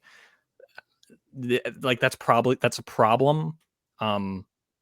like text on a screen and security cam footage can make me more emotional than the entire movie that I just watched. So yeah. Yeah. It is also going to be interesting, though, and it's going to get increasingly annoying if people, without irony or humor, say, well, if you criticize the film, then that must mean you sympathize with the big, what is the industry that you'd call it? Big pedo, I guess you'd call it. It's like, no, it's not how any of this works. And then people were like, this is the movie Disney doesn't want you to see. And I'm like, Disney has nothing to do with it. Like, well, did Disney say anything? Maybe they actually had the movie. They shelved it for I think 5 years or something. Yeah, they had it when they acquired Fox, and they shelved it for a few years. And it's the Angel Productions or Angel Studios. They're the ones that got the rights, and so it's because of that and crowdfunding that they were able to distribute it everywhere. Because most of the money that it made was on pre-sale tickets. It wasn't. Well, it was pre-sale tickets, then it was opening day. But yeah, honestly, well, Disney has just the fact that they shelved it. So there we go. Yeah, I think if anything, the chat's been interesting. I've been reading as we're going here. Interesting takes. I think we need a baseline here. There are a couple people that think it's weird that we're talking about the meta, and then some people that want us to criticize it as an actual film. Andrew's the only one who's seen it as an actual film. He's a film student, and as a film, he's saying it's not very good. It has nothing to do with the message whatsoever. I've seen. We are talking about the meta here, about the fact that like it's become a polarizing thing between the left and the right. I don't think anyone on this fucking panel somehow thinks that child trafficking is a good thing. We're discussing all of it surrounding the film. It's literally what we do. So I just want to clear that shit up. And this is why I didn't want to talk about this movie at first. I've seen Christ. I saw a really good student film that tackled this issue better. The student film was really good. It tackled this like human trafficking thing like way better than this movie did. So like you can make a movie about human trafficking that's also good, and then it will get my approval. But like this movie I can't recommend it to people. Like, and then on top of it, it's a hard watch because it's child slavery. So like, it's just not, it's like a 4 out of 10 probably. Okay. So well, you did give Spider-Man No Way Home a 5 out of 10, so you're a harsh critic. I gave it a 5. You did. I did. I am the most pessimistic person here. I think I gave Spider-Man No Way Home a 5, and then I also don't like the first 2 Indiana Jones movies. Didn't you go and see Across the Spider-Verse like 15 million times? I did. Listen, I'm a wild card, baby. You don't know what I'm gonna say. Well, so that was fun. What else is on the docket for today? I guess, well, Robert Downey Jr. Oppenheimer is due out, isn't it? That's coming out in Who cares? We're about a week Barbie and a here. half, 2 weeks. Of course, Barbie's coming out as well. If I'm right, I'm thinking it's I think it's a week and a half. And Robert Downey Jr. has been saying some things which like going, you know how actors just have this terrible ability whenever they open their mouths to make you really not want to go and watch the thing that they're in. It's one of these. So Robert Downey Jr. was giving an interview talking about the film and decided that this would be an opportunity to give us a please clap line of the Jeb Bush mold, in which he says like men are responsible for virtually all of the wars in relation to Oppenheimer in particular. And the world would be much better off if it was a matriarchy, an entire global new world order of women. Allow me to screen share this headline for everyone to see. That's crazy. And Didn't then they it do an makes me experiment? actually add this. See, yeah, here we go. Okay, now I Hey. Yeah. Oh, look, man. Just ignore that he's pulled it from Breitbart. It doesn't make it invalid. I clicked on the first thing. It's Breitbart. Oh no. Yes, women have started no wars. There's an interesting statistical analysis of this that with the matriarchs who have, the women who have actually held power throughout history, there's a higher percentage of women who have started wars as opposed to men. Yeah, it's fairly easy to substantiate because they did it. The study was looking at European monarchies during the medieval period, I think it was. And by European, that crosses into Russia as well. And they just looked up, the number of times countries get involved in wars, the amount of territory gained during wars by certain countries, and whether the ruler at that time was a man or a woman, because it's a really easy thing to prove. And it turns out, not only do female leaders on average get into more wars more quickly, the original counter-argument to that was, that was because patriarchal males at the time looked at particularly unwed female monarchs and said they must be more vulnerable, so we'll invade them. But it turns out that's not true either, because married female rulers actually committed more wars, got involved in more wars and grabbed more territories than unmarried female rulers did. And so it's always interesting if you, like, people who evince that position as Robert Downey Jr. has, and they say, well, women are just better, they're way more peaceful.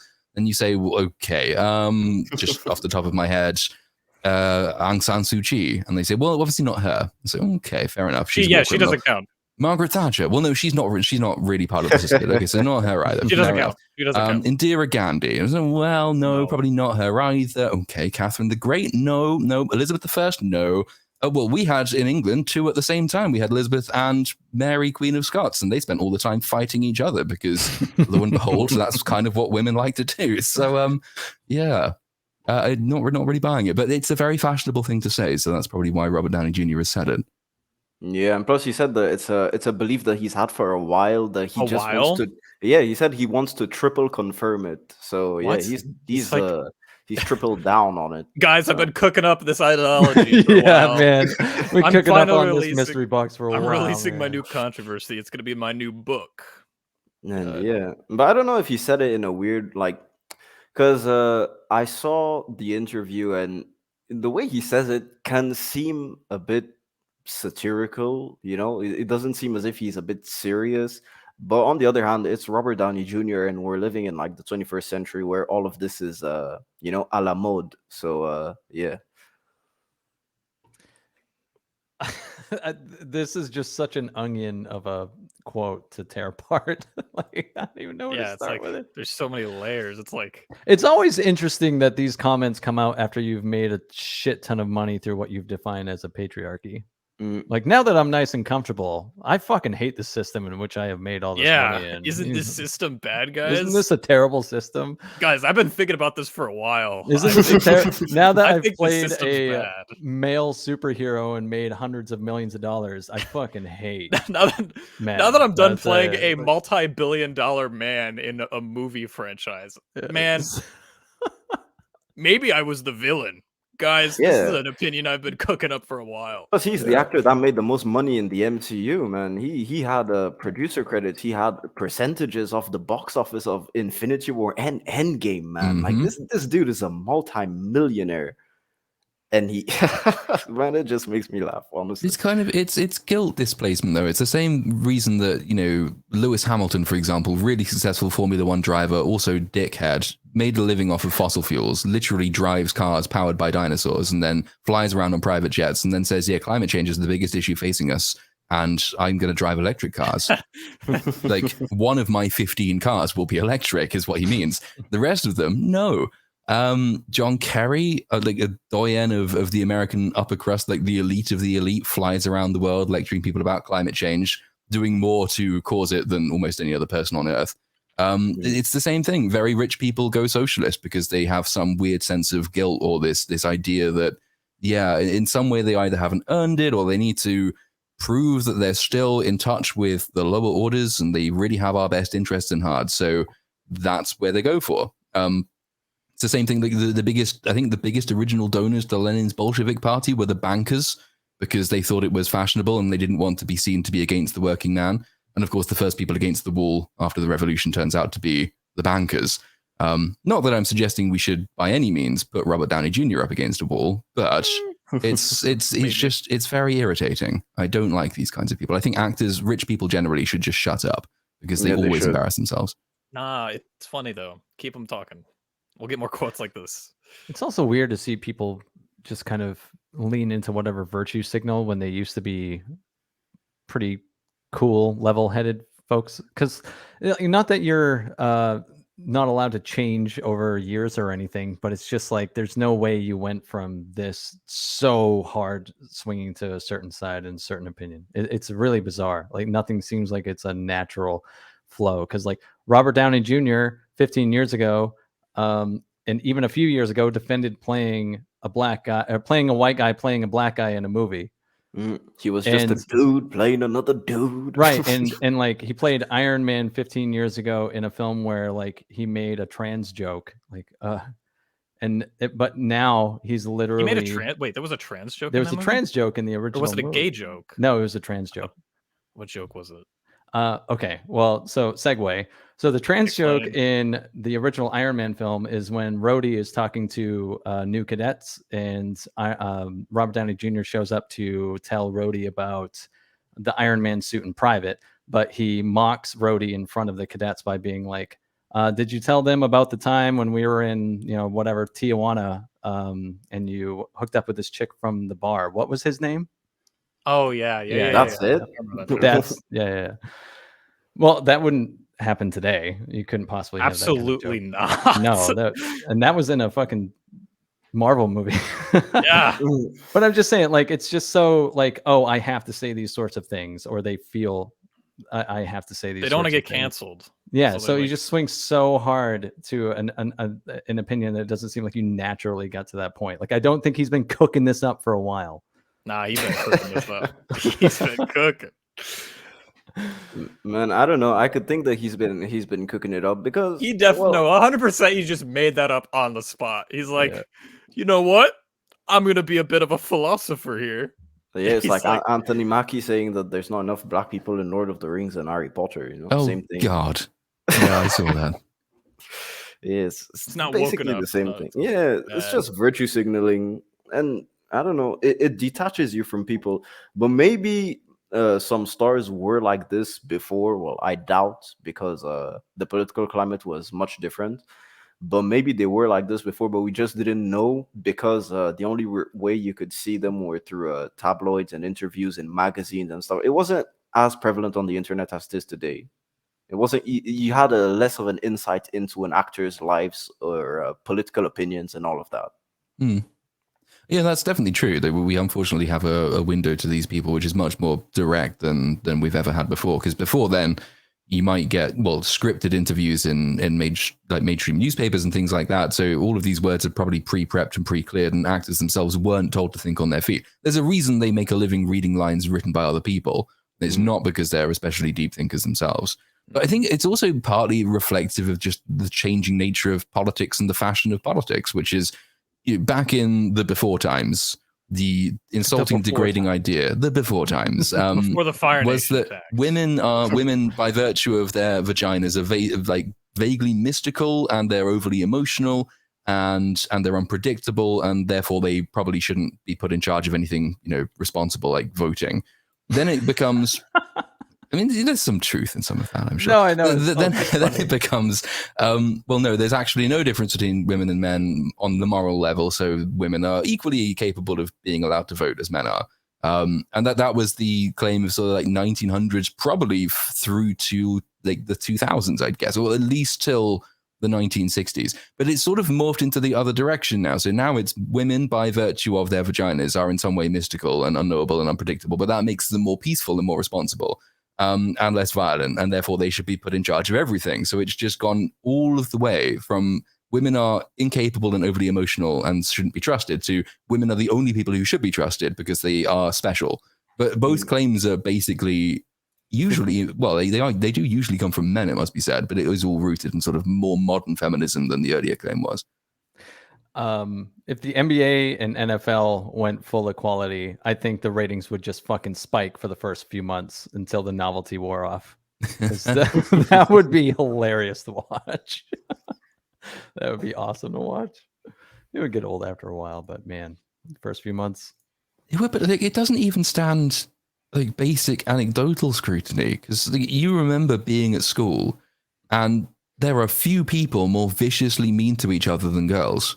Particularly 100%. that particular kind of pro-social violence that they go in for is really something. Like, guys will punch each other in the face and then they'll put aside their differances, and Yeah, girls we'll will just go be to like, "Aight, war for a whole brother." year. Man, like girl fights are fierce. Like they are ugly. One happened like right beside me at my locker. Like I'm just getting my school stuff. I'm just trying to get to math class. I turn this like giant woman, like 6'3", like 300 pounds. Like we got Jabba the Hutt here, and like tiny girl, like 5'5", decides to pick a fight with her, and I'm like, oh, God bless your soul, you're done. I turn my head. Giant woman is just bashing the other girl's head in the locker, and I was just like, "Oh my God!"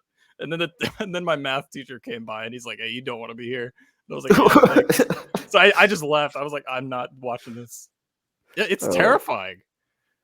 Whereas like a guy fight, like, oh man, like a guy fight is just punch in the face, and then they're best friends for the rest of the year. Like Platoon said, like women viscerally hate each other if it comes to more like psychology based One warfare. of the reasons I was hoping Vex would be here, because she has nastier things to say about her own sex than we do. Yeah. But, Yeah, Vex, where are you? Get your internet fixed. What girl fights have you seen? What horrors happened in the locker room? How many fights have you started? Yeah, for real. Vex has definitely bashed people's heads into the locker. I feel like she's done that. She probably does it now. She's a teacher. Oh, True. That's how she disciplines. She's a disciplinarian that just beats the kids to death, sends them home. On Oppenheimer more generally, then, moving away from the touchy subjects of vaginas. All right. Are we all going to go and see that? Is that generally 100%. interest? In the cinema, maybe. I'm not sure. Well, right now they said that there are prolonged nudity scenes with Cillian Murphy and Florence Pugh and Emily Blunt. That's just weird. And wait, Emily Blunt? Wait, the three of them? Yeah. Together at the same time?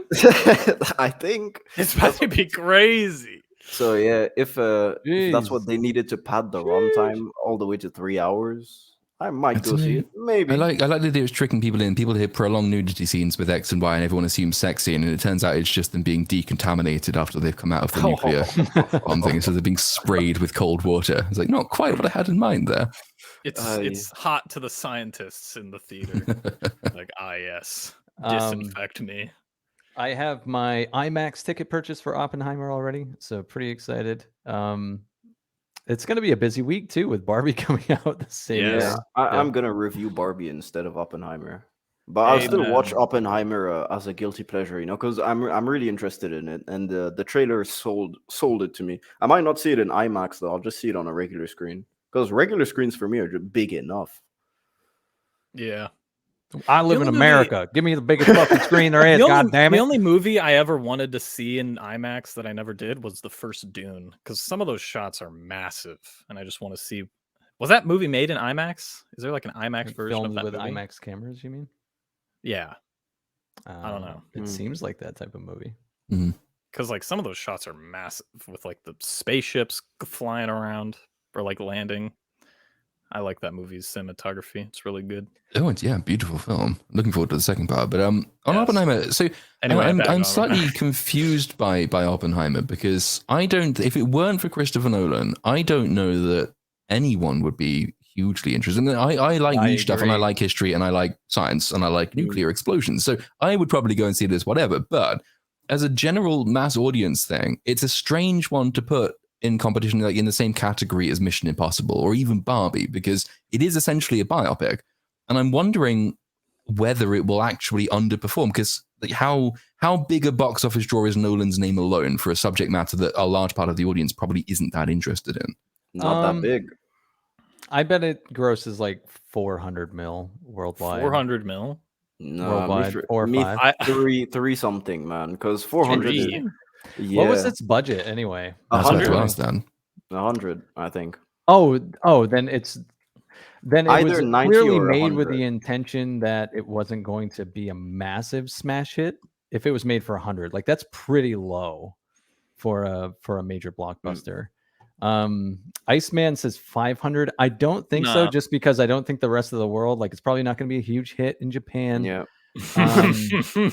Like, I don't think the rest of the world cares as much. Again. Yeah, they've already seen it, so they saw the real life version. Yeah, they saw the real life version. They don't need an adaptation. They had it in 4K. Yeah. They had it in 4D, brother. Bro. They had it in 4D theater, bro. They just. Well, no. If it was, it needs to make probably 350 million to break even, and it's probably made with that intent, I would think. Yeah, I think Nolan's worth that, though.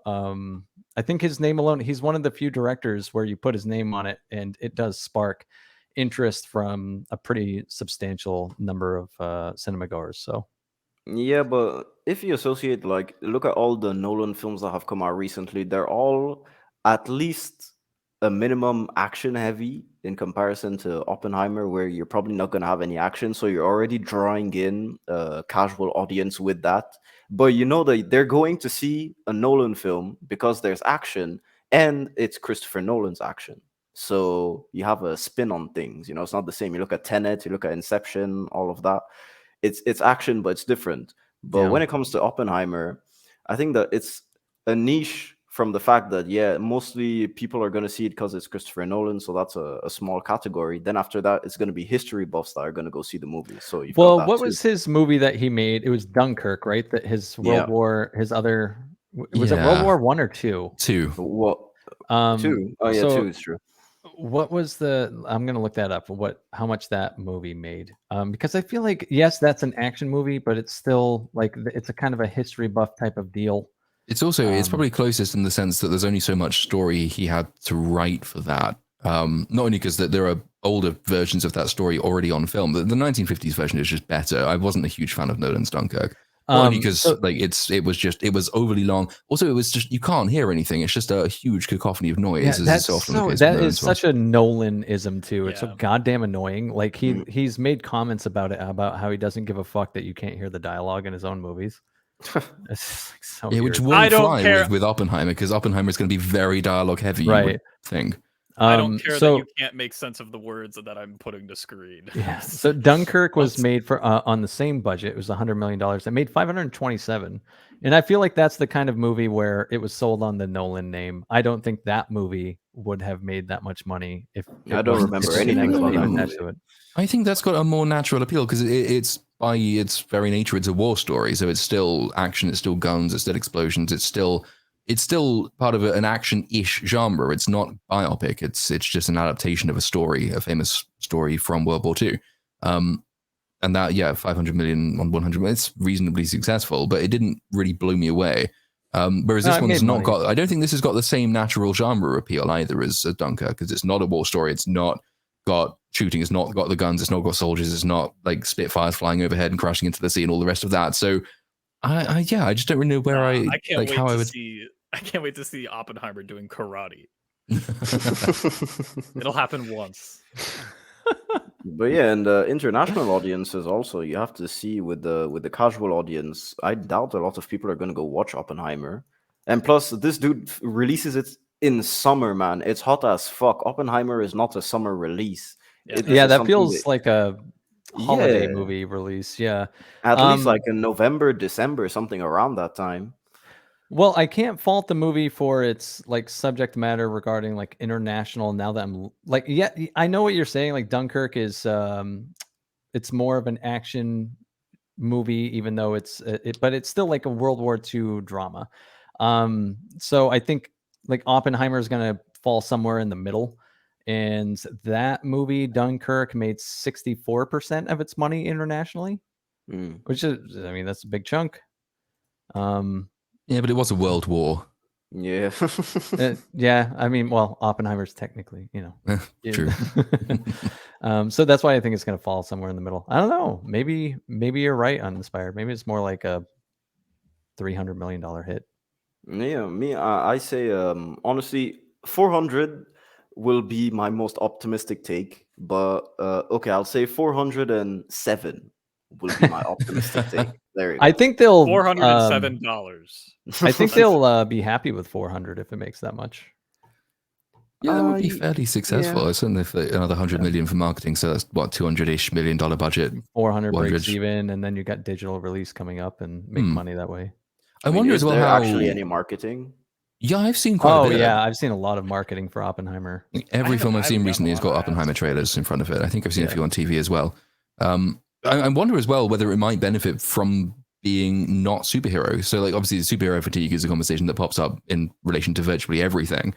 But it's not of a piece with anything else you're likely to have seen in cinema recently.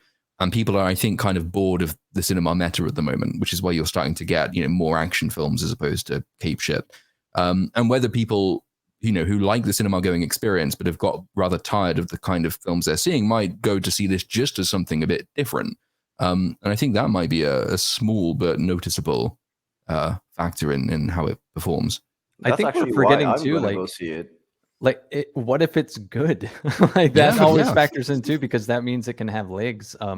Dunkirk had like it's called a multiplier. So it's like whatever it made its opening weekend, and then, divide it by whatever the final domestic total is to get the multiplier. So if it's like in this day and age, if it makes 3 times what it made on its opening weekend, it's considered like it had really strong legs.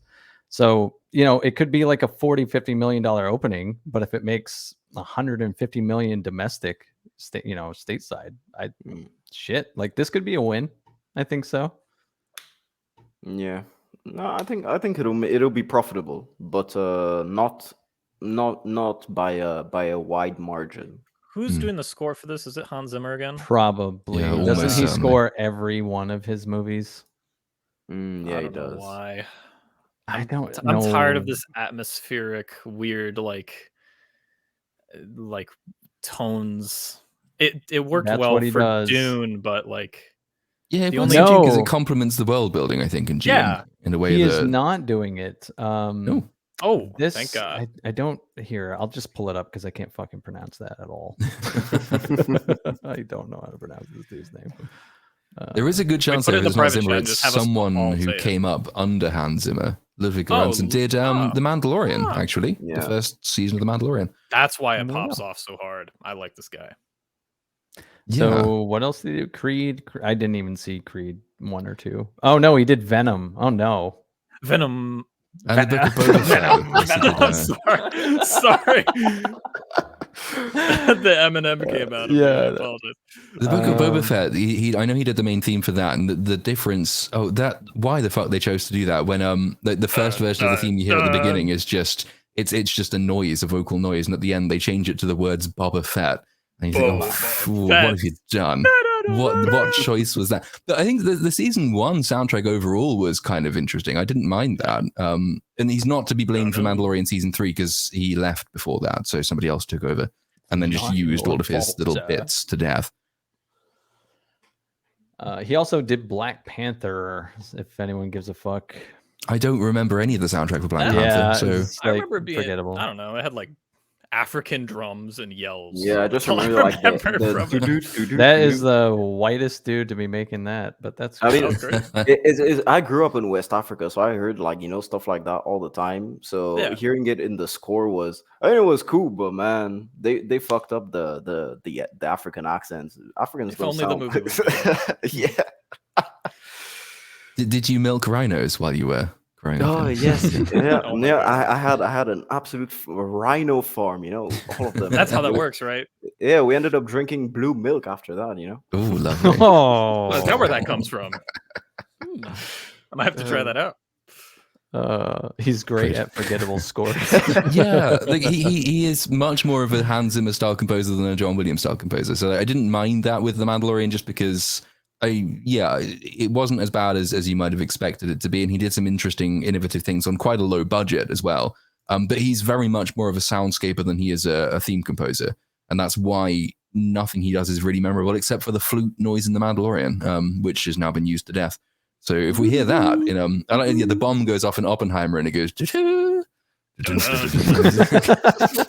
We're Boba Fett. And they both just walk out because they have Beskar armor, so they're immune. They're fine, yeah. They survive. A little Ace Ventura action, maybe? Oh. I forget that I'm definitely the oldest on this fucking panel. That's how Uninspired Reviewer was born, actually. Yeah. Came out of a rhino, man. So which earns more money then of the same weekend? Is it Barbie or Barbie? Barbie. 100% Barbie. Barbie. You know what? And that's I saw so a funny review to of me. Barbie, and 75% of the review, and it was the first 75%, was talking about how they did a great job bringing the toys to life. So that means the movie's going to be trash. I cannot Because wait. if most of the, and this was from someone saying that they're giving it a positive review. So if that's the compliment you have, instead of being like, oh, in the story, it was okay. What did they say about did they say anything bad about it? That the story was basically non-existent. Yeah, that's what extremely lacking. So if you really love Barbie, it's such a bizarre marketing technique. Like their marketing technique, have you guys all seen the trailers? Yeah. Their marketing technique says, if you love Barbie, you'll love this movie. If you hate Barbie, you'll love this movie. I don't even know. I have not played with a single Barbie toy in my life, and I'm excited for this movie. I used to play with Barbie when I was like 4. I used to steal my sister's Barbies, and I used to rip off their heads. Actually, I see you're a psychopath. Jay, remind me what your prediction was. But yeah, we're still good. Flopping. No, I said that.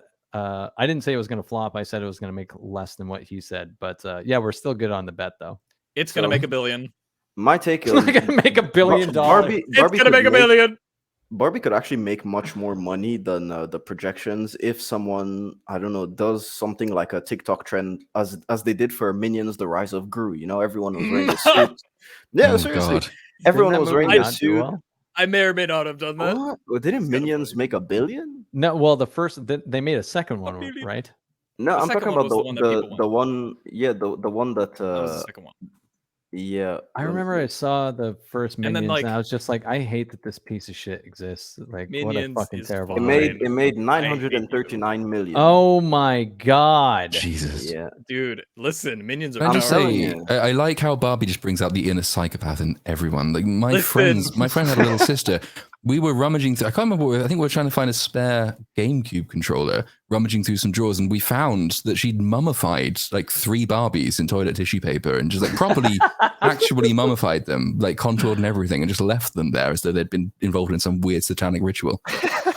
Oh, I did not mean global. I meant domestic. I said 35 to 40 a couple of weeks ago. I think it's going to be higher now that I'm like getting a feel on it. $1 billion we can stick to it. We can stick to it. But it was a 35 to 40 million dollar domestic opening was my prediction. Now I think it's going to be higher, but Oppenheimer can also hop on the trend because people are doing Barbie versus Oppenheimer. I'm serious. If someone actually decides to want that film a trend, Barbie versus Oppenheimer. Yeah, they have shirts that say Barbieheimer, and I may or may not have bought one. So, but yeah, it could benefit a lot from social media and the trends that we're going through now. Because I mean, Minions: The Rise of Gru made almost $1 billion because of that. You have people going in like by 20 or 30 groups just to enter the cinema and sit down. So I think that people will do that for Barbie, and people will also do that for Oppenheimer. So Platoon, beware of youngsters in your screening just dressing up as. I know this is my default position: is beware of youngsters. It's just I just fucking hate them. Like I'm not that old, but I'm old enough to hate the younger generation at this point, and I really detest that habit of trying to tie films into fucking TikTok trends. Just stop it. I mean, that's what the Beetle did with its trailer. They used a TikTok song. It's you guys, Uninspired and Andrew's generation. God, I did not do anything. All right, I am an old man. Honestly, I hate young people. I hate young people, man. I can't stand them. Aren't you Andrew's age? I'm older than Andrew by 1 year. But yeah, by 1 year. He can drink. I can't. I can drink at 18, man. I'm in France. Oh yeah. Oh God, how's it going over there? Americans are incredibly depressing with their 21. Like, yeah, you can like, buy guns and that you can be drafted. Amen, brother. But you're not allowed to drink until you're 21. Like, what the hell is the point in that? Like, you should be drinking since at least the age of 12. I think. Well, you can if you're Catholic. Considering how depressed the majority of Americans are, I'm pretty sure they do start drinking at 12, so it's fine.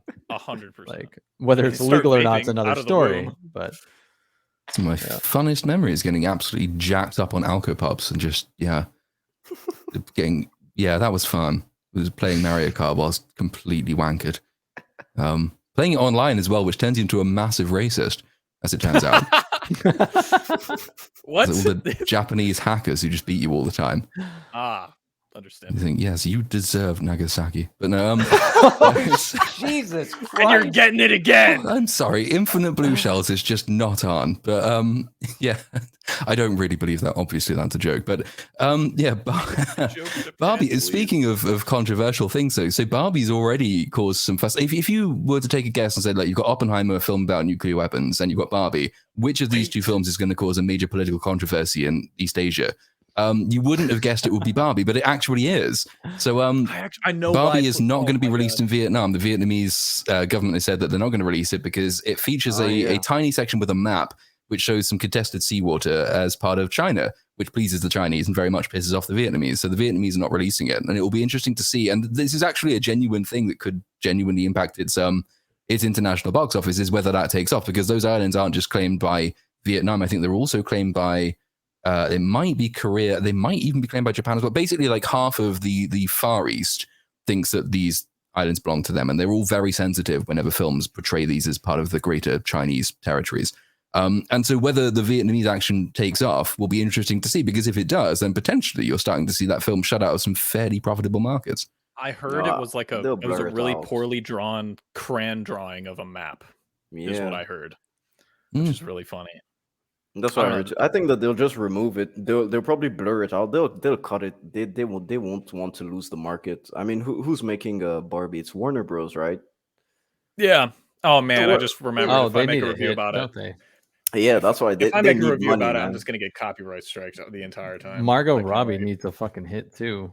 Mm-hmm.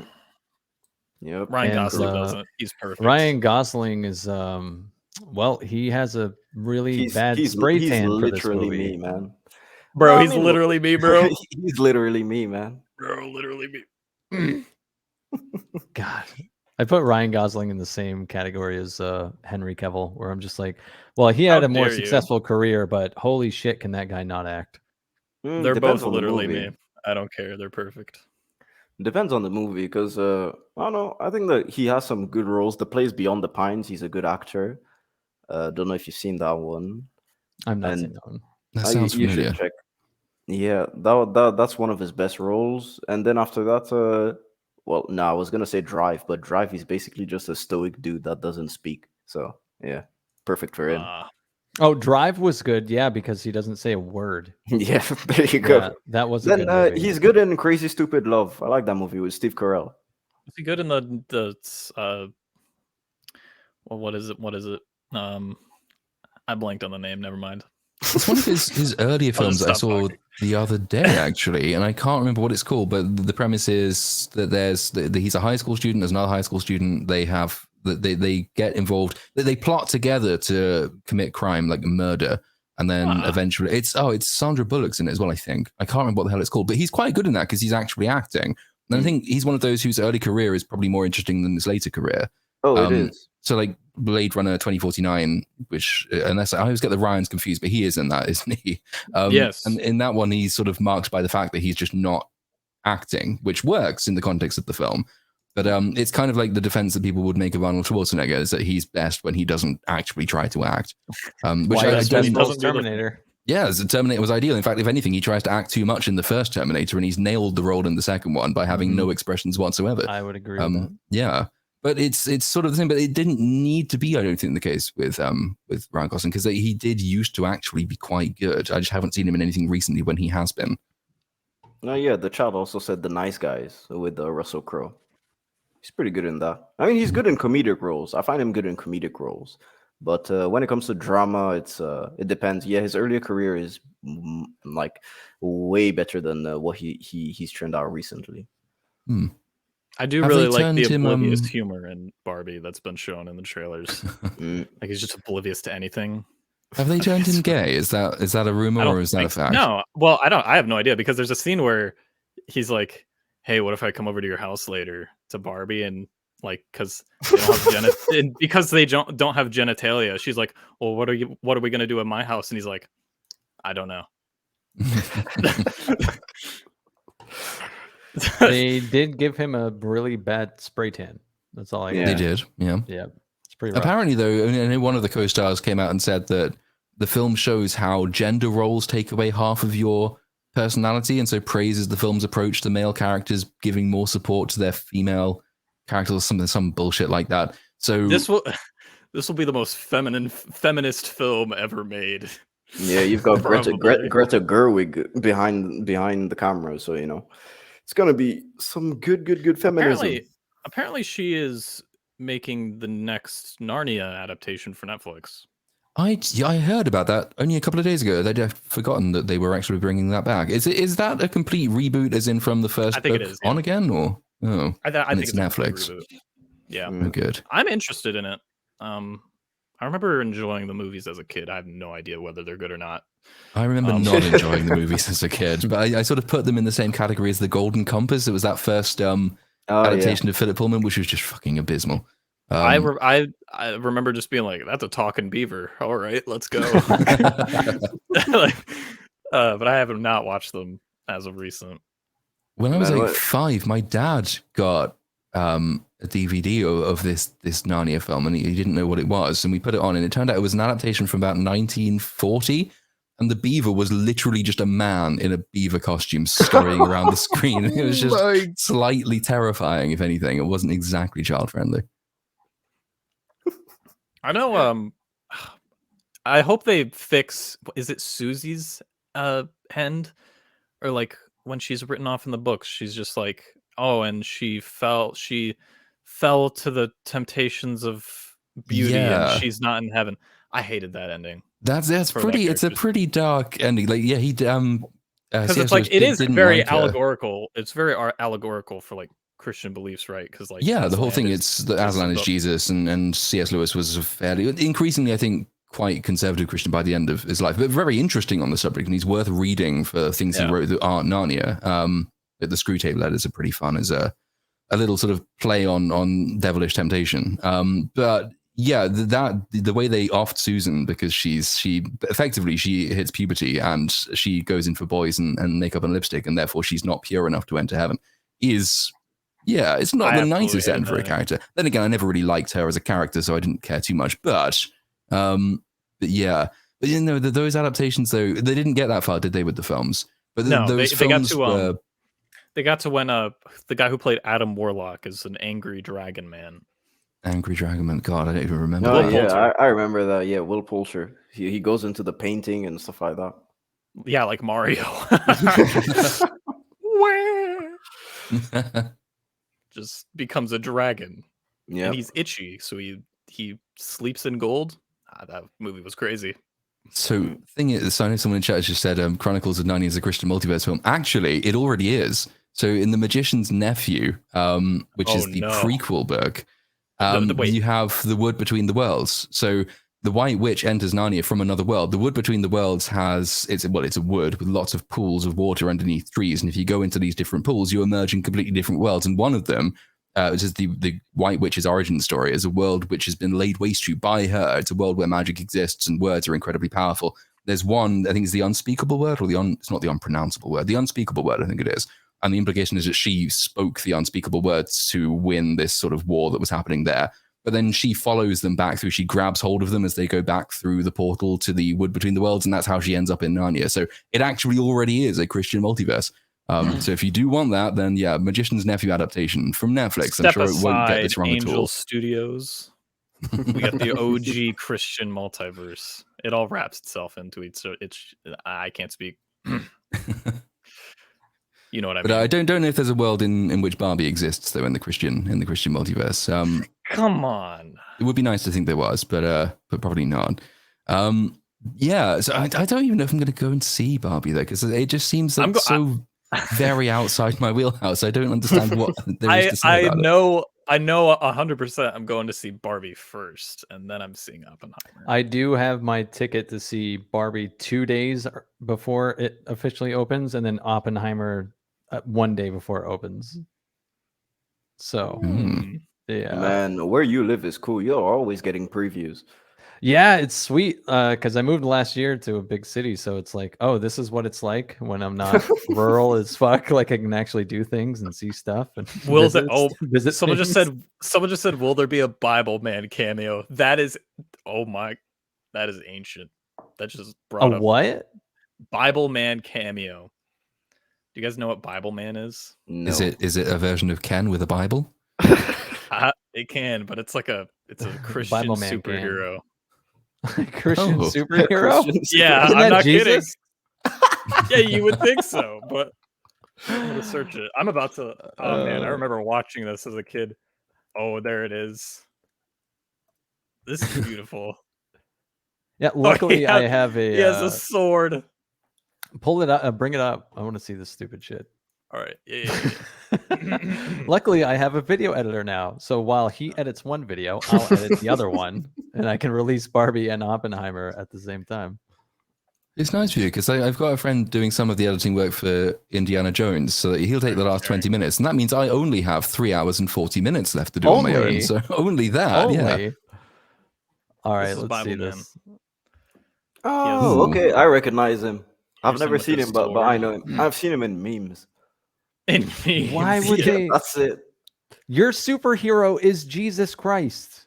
Yeah, he doesn't look like I'd imagine a Bible man would look like. I just assumed that.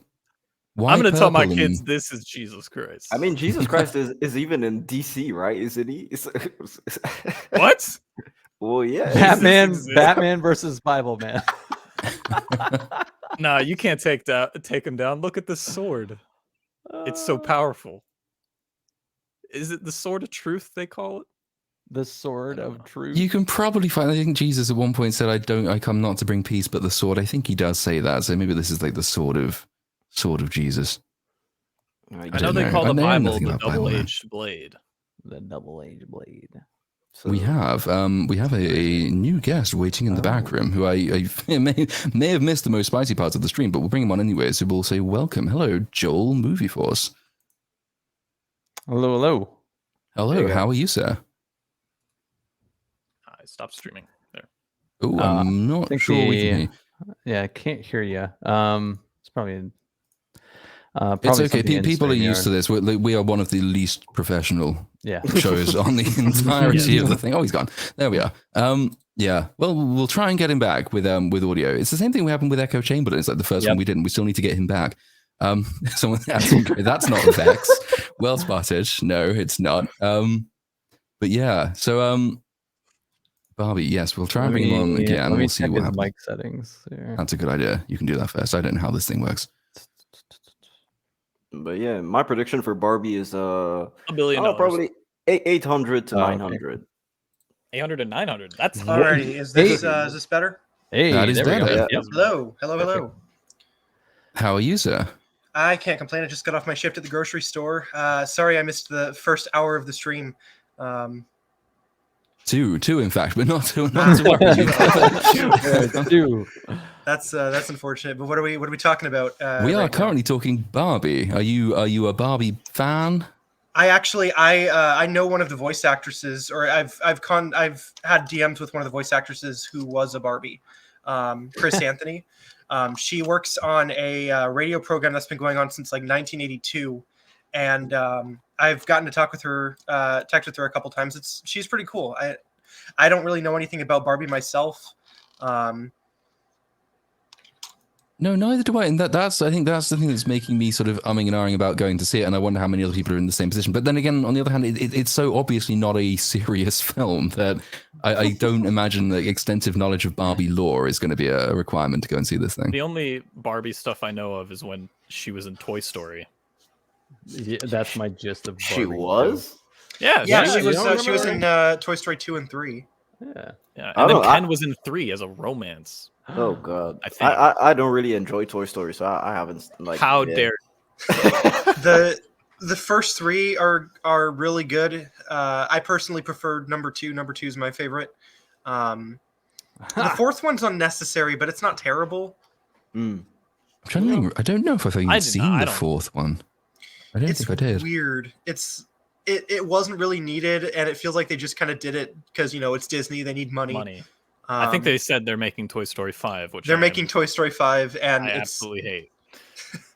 I liked what they did after Toy Story 3, and they just did these like 20-minute anthology series type like mini shorts where it's it's just a random adventure with the characters as they come along with their new kid.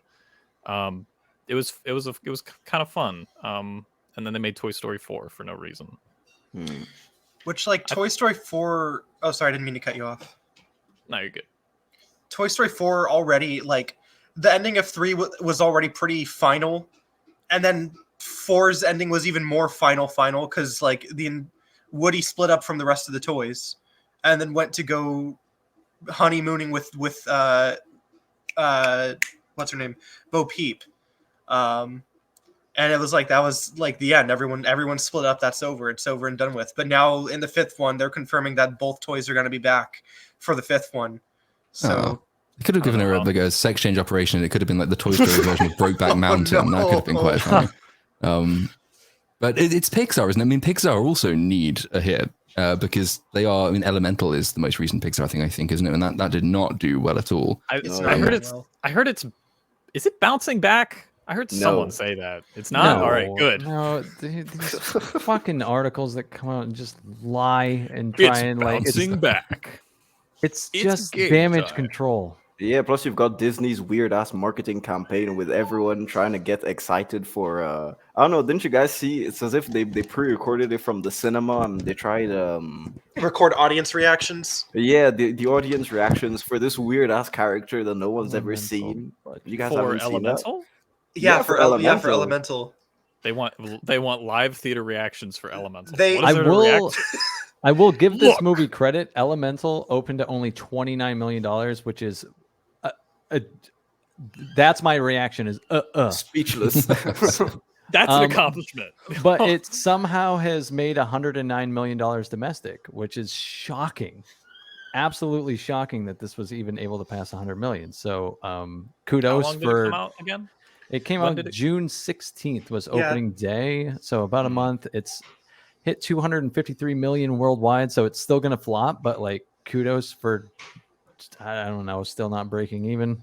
GG. GG. Do you have the budget? Do you know what the budget? The budget was 200 million. Oh my god! And it doesn't even look good. It's just it doesn't. It Disney animation. Yeah. I mean, the water animation looks all right, but other than that, this just seems like another by the numbers Pixar movie. It looks the same as Zootopia, which looks the same as the Emotion movie. What was that called? The Inside Out. movie. They're making a Inside Zootopia 2 and an Inside Out 2, by the way. Oh my god! And a Frozen 3. They've. I could see them making what's it called again? Inside Out. I could see them making an Inside Out 2. It could work, but you'd have to. But Zootopia 2 and what was the other one? Frozen. Yeah, Frozen the other 3. two I don't get.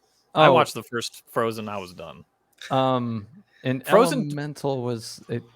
How did it do with audiences? I don't know. Did it have an audience? Let's go. Tomatoes. Well, I remember what it makes me think about is sometimes I'll get comments of just it wasn't that bad. You don't have to be so hard on it. I'm like, okay, be a wife and a husband with 2 kids, and you go to the movies and spend $130 for the tickets and popcorn and all this shit for 4 people, and the movie's ass. Yeah. Don't you? Can you be critical now? What the fuck? Just because it costs you $10 because you go alone. Doesn't mean shit to everyone else that has to dump a ton of money into $7. Right. Especially as well because these things when these underperform, if they underperform, they tend to end up on streaming much more quickly than if they do really well at the box office. You can get. Hello. Little Platoon just disappeared. He just kind of froze. You You can Done. get nothing. He's gonna check out here any second now, and he's gonna DM me and say his internet shit itself. We broke him. Frozen 1 came out around the same time that the Lego movie came out, and I remember someone had the balls to tell me that Frozen was better than the Lego movie. I think I slapped him. Like, I was just so mad. Plut's he's stroked out, and we're gonna revive him. I'll be back though. Rotate my camera here. Yeah. Yep. But yeah, so Elemental's only gonna bomb a little bit, I guess. I don't know. See where it ends up. Yeah. But if you look at the larger scheme of things, almost everything that they've made since I think 2017 or 18 has been a flop, and the budgets have just been getting bigger and bigger, and they're not justified budgets. Because you look at something like Spider-Verse, say what you will about the animation, but that costs like 90 million. So there's no reason. So there's no reason as to why they need to keep pushing out these $200 million flops. I'm releasing a video. Yeah, it looks so basic, and I'm releasing a video later this week about Disney in general, and I talk about how it's very weird, like Disney's relationship with Pixar. Even though they own it now, it's almost like they fucking hate that studio. They just use them as. They care more about MCU. Yeah, it's like they use Pixar as a guinea pig, and it's kind of like sabotage the studio. So, like during the pandemic, they can't commit to releasing a movie in theaters or just on Disney Plus. So it's like you need to make these movies events at this point. No matter if you're releasing a movie in the theater, you have to make it an event somehow. And like audiences aren't committed to making a fucking Pixar movie feel like an event at all, because one might end up on Disney Plus and one might end up in the theater, and we don't even know the quality anymore. Pixar's been really hit and miss lately, especially in the. I think it really went downhill after John Lasseter left. Yep. And I know like everybody hates John Lasseter because he did some not so pleasant things, but I mean you can't deny that he was still the heart and soul of the company, and he really did bring a lot of creative ideas to the table. There have been a couple good films. Like I thought Luca was really good. But then there have just been trash fires like Turning Red. That was such a shitty movie. It was so bad. That was such a bad movie. I didn't even see Lightyear, so I can't even comment. It was decent. It's nothing to write home about. I know a bunch of people got mad because of like a lesbian kiss scene or something, but it's like it really doesn't add anything to the plot at all. And they could have honestly just not added it in, and nothing would have changed the story. I like how I did think it was weird that the advertising was like, this is Andy's version of Star Wars for him. And I'm like, really? This is Star Wars. This is what we're comparing this to?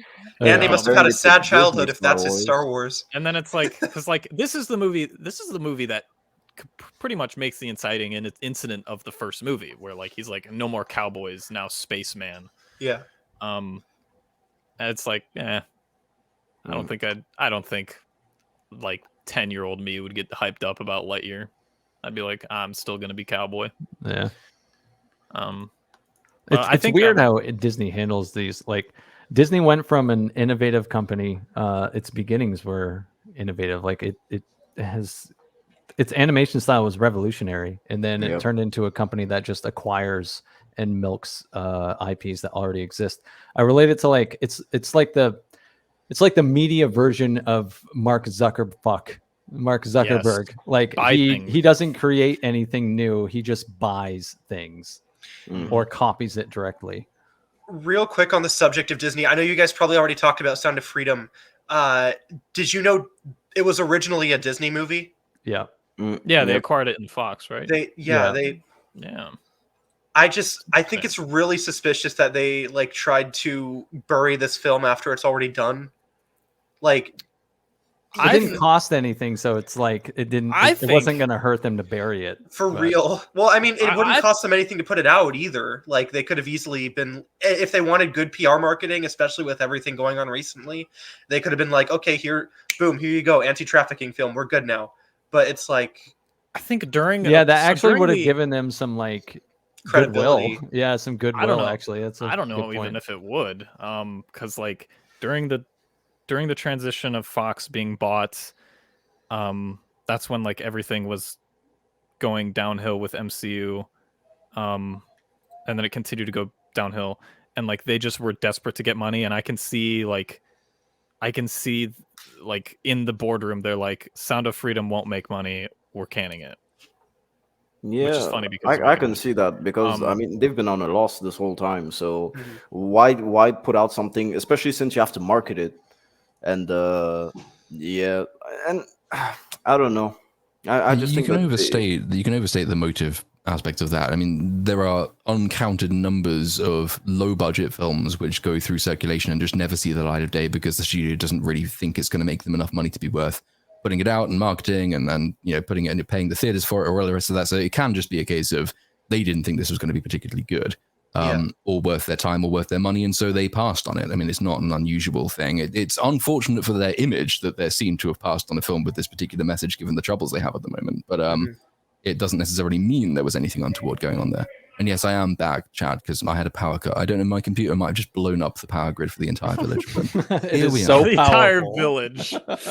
I do think it's funny though that like they sold this movie and then immediately got beat by said movie at the box office. Yeah, like, it's very ironic. Indiana Jones just got completely like just cock blocked by by Sound of Freedom, which is one of the funniest things I think I've ever seen. Yeah, it is funny. Oh man. Indy is just a flop right now. The Sound of Freedom is making some money. Barbie is going to make some money. I don't think it would make money if Disney released it, because like the whole thing with Sound of Freedom is that it's like, number one, it has the controversy around it, which is making people want to go see it. Yeah. And then on top of that, you have like, it barely has a marketing budget. I found out about it through word of mouth. A lot of people have found out about it through word of mouth. I don't think Disney would have the goodwill to make this movie pop off as much as it is right now, because of the word of mouth. I don't think Disney has the power to make a movie that will do as well as Sound of Freedom is in terms of plus it is a limited release, so it's only I don't know if Platoon, you have it over there at the cinema, but over here there's nothing, not even a word about it whatsoever.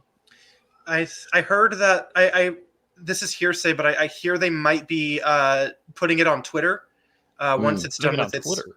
Yeah, like they did that. Daily Wire did that with their documentary "What Is a Woman." Yes, they did. Yes, they did. And so I guess possibly it could happen with Sound of Freedom. I think the marketing campaign for Sound of Freedom is interesting because one of the arguments I've seen is like, oh, this film doesn't count beating Indiana Jones. Like, it doesn't count because like the tickets are given out for free, and that's not what's happening. There's a pay it forward program. Yeah. Where you can pay like $15 for one person to go see it, and then you can pay like $300 for like 50 people to go see it. And so they're still making back their money that way. It's not just free tickets coming out of nowhere.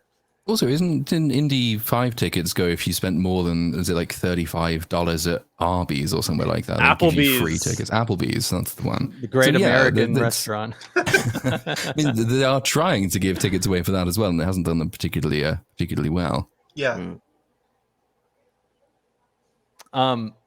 Just really random, but so this week I saw Asteroid City finally, and I'm a big Wes Anderson fan, and that was just like too pretentious. And I didn't like the color grading. It's way too contrast. I liked it. Like it's a beautiful. I think it's beautiful looking because Wes Anderson just makes his cinematography choices. It probably works, but from like the stills I saw, I was just like, man. I just thought I was quoted in our group chat as this was the most Wes Anderson film Wes Anderson has ever Wes Anderson, and I stand by that. I also saw Insidious: The Red Door, and what a piece of shit that movie was. That was such a fucking waste of time. I was so pissed I saw that movie. Terrible. Don't see Insidious. It's a horrible movie. Anyway, okay. The Wes Anderson thing is kind of disappointing, but not unexpected, because it's kind of been a slow-ish but quite pronounced decline into just self-reference. So I really like, say, like, I really like The Life Aquatic, for example. The Life Aquatic, I think, is a really good, charming film. I like Moonrise Kingdom. I think Moonrise Kingdom is a really good, charming film. Both of those have stories that they want to tell as well. Yep.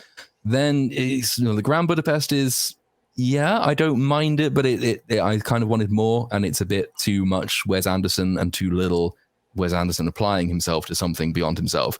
Yeah. And I gather that that's just continued. And so this one, I've read a few reviews for Asteroid City, and they've all said that this is Wes Anderson doing Wes Anderson, which is nice because he has such a lovely, beautiful style, and it's all quaint, and it's not too serious, and it's going to be vaguely enjoyable. But if you want Wes Anderson to actually do something new, or tell a story, or develop characters, or find some kind of resolution to his plot, maybe this one isn't the one for you. I heard he's developing another Roald Dahl property for Netflix. I forgot which one it was, though.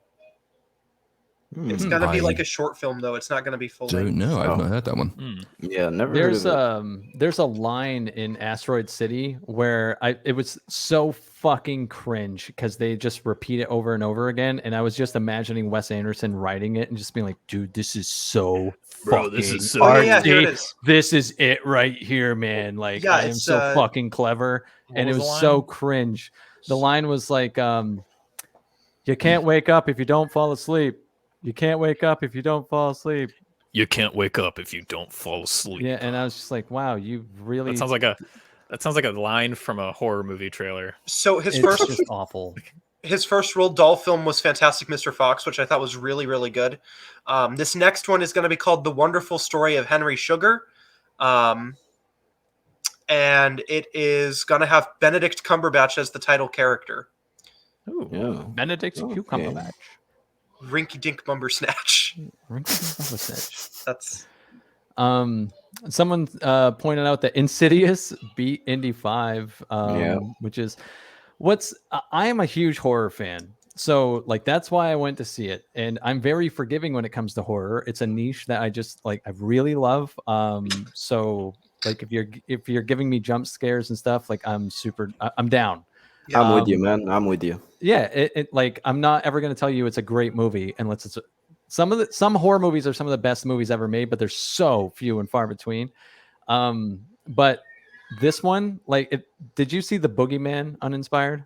No, I haven't seen the new one. Yeah, well, that one was that one was just okay, but it is leagues better than the new Insidious movie. Oh, man. That is how fucking bad the new Insidious movie is. I was actually hyped for the new Insidious movie because I saw that they brought the kid back. I saw that they brought everyone back. So I thought that they were going to tie in the story because Insidious, I think it's 3 and 4 were just ass. Honestly, it was just trash. And I don't know. It was did you keep in mind who wrote the Red Door? Was it Leigh Whannell coming back or not? I don't even remember who did it. But Patrick Wilson directed it. Oh, and I was fixing the movie while I was watching it, like in my head. I was like, all you have to do is not do that. Like, just don't do that. Like, do less. Oh, that line is really fucking cringe. It's one of those movies where they try and drive the point home with actual dialogue. Like, this is what we're trying to teach you. This is the lesson. Let us literally just tell you, the audience. It's really fucking bad. Yeah, it's like The Last Jedi. And now you've got the Nun 2 coming out. Oh God! I haven't even seen the Nun 1. Why is there a sequel to this? What's because they cost like $2 to make. It's McDonald's. It's the Conjuring universe, man. It's a connected. You wouldn't understand, man. They're based on true stories, man. The Nun. It's the movie the Vatican didn't want you to see. The movie.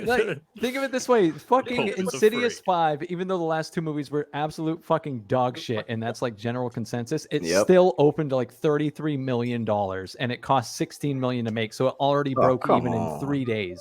So look forward to Insidious 6, 7, 8, 9, 10. No. There's no way they're gonna continue this franchise. It's absolutely dead in the water.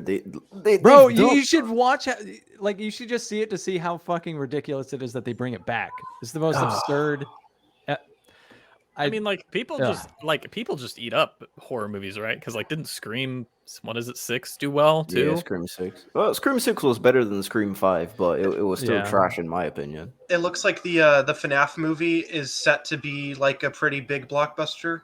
Actually, that's gonna be 100% a 10 out of 10 cinema. I'm looking forward to it. I'm new to horror. I haven't really. My first horror movie was Misery, the Stephen King novel. Oh, that's the video I clicked on when you emailed me. Yeah. Oh, yeah. But that's the one I clicked on. I thought Kathy Bates did a really, really good job in that movie. It's more of a thriller than it is a horror film. Yeah. I've only seen 2 horror movies, I think. What? You fucking child. Now what I'm are with the chat. Why are you here? Get out of here. I watched Halloween and Scream. You're not alone. That's it? You're not alone in that, actually. Halloween 2018, and then Halloween Kills. Or Kills. No, yeah, and then Scream. I'm gonna do an anniversary video on Halloween Ends about how it's one of the fucking worst movies ever. Evil dies tonight. Evil dies tonight. Oh, God. The only 2 horror movies. Sorry. Go ahead. Nah, that would. I was just complaining. Oh, okay. I didn't want to cut anybody off. I'm sorry. The only 2 horror movies I've seen. So you're not alone in the only 2 horror movies. I've seen Misery, and then I've seen Sweeney Todd, the Tim Burton. Oh yeah, Sweeney Todd's a musical. Well, yeah, but it's a horror musical. I guess. I hate musicals. All musicals to me are horror. So oh, come on. I love musicals. I can tell we're gonna get along great. I actually love musicals. If I ever have the chance, I actually want to.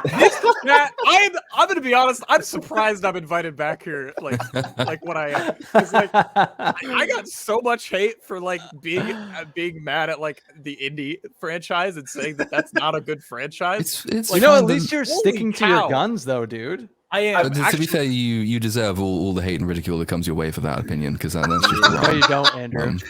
I mean, horror is probably the genre that I've watched the most. Get over yourselves, people. Come on.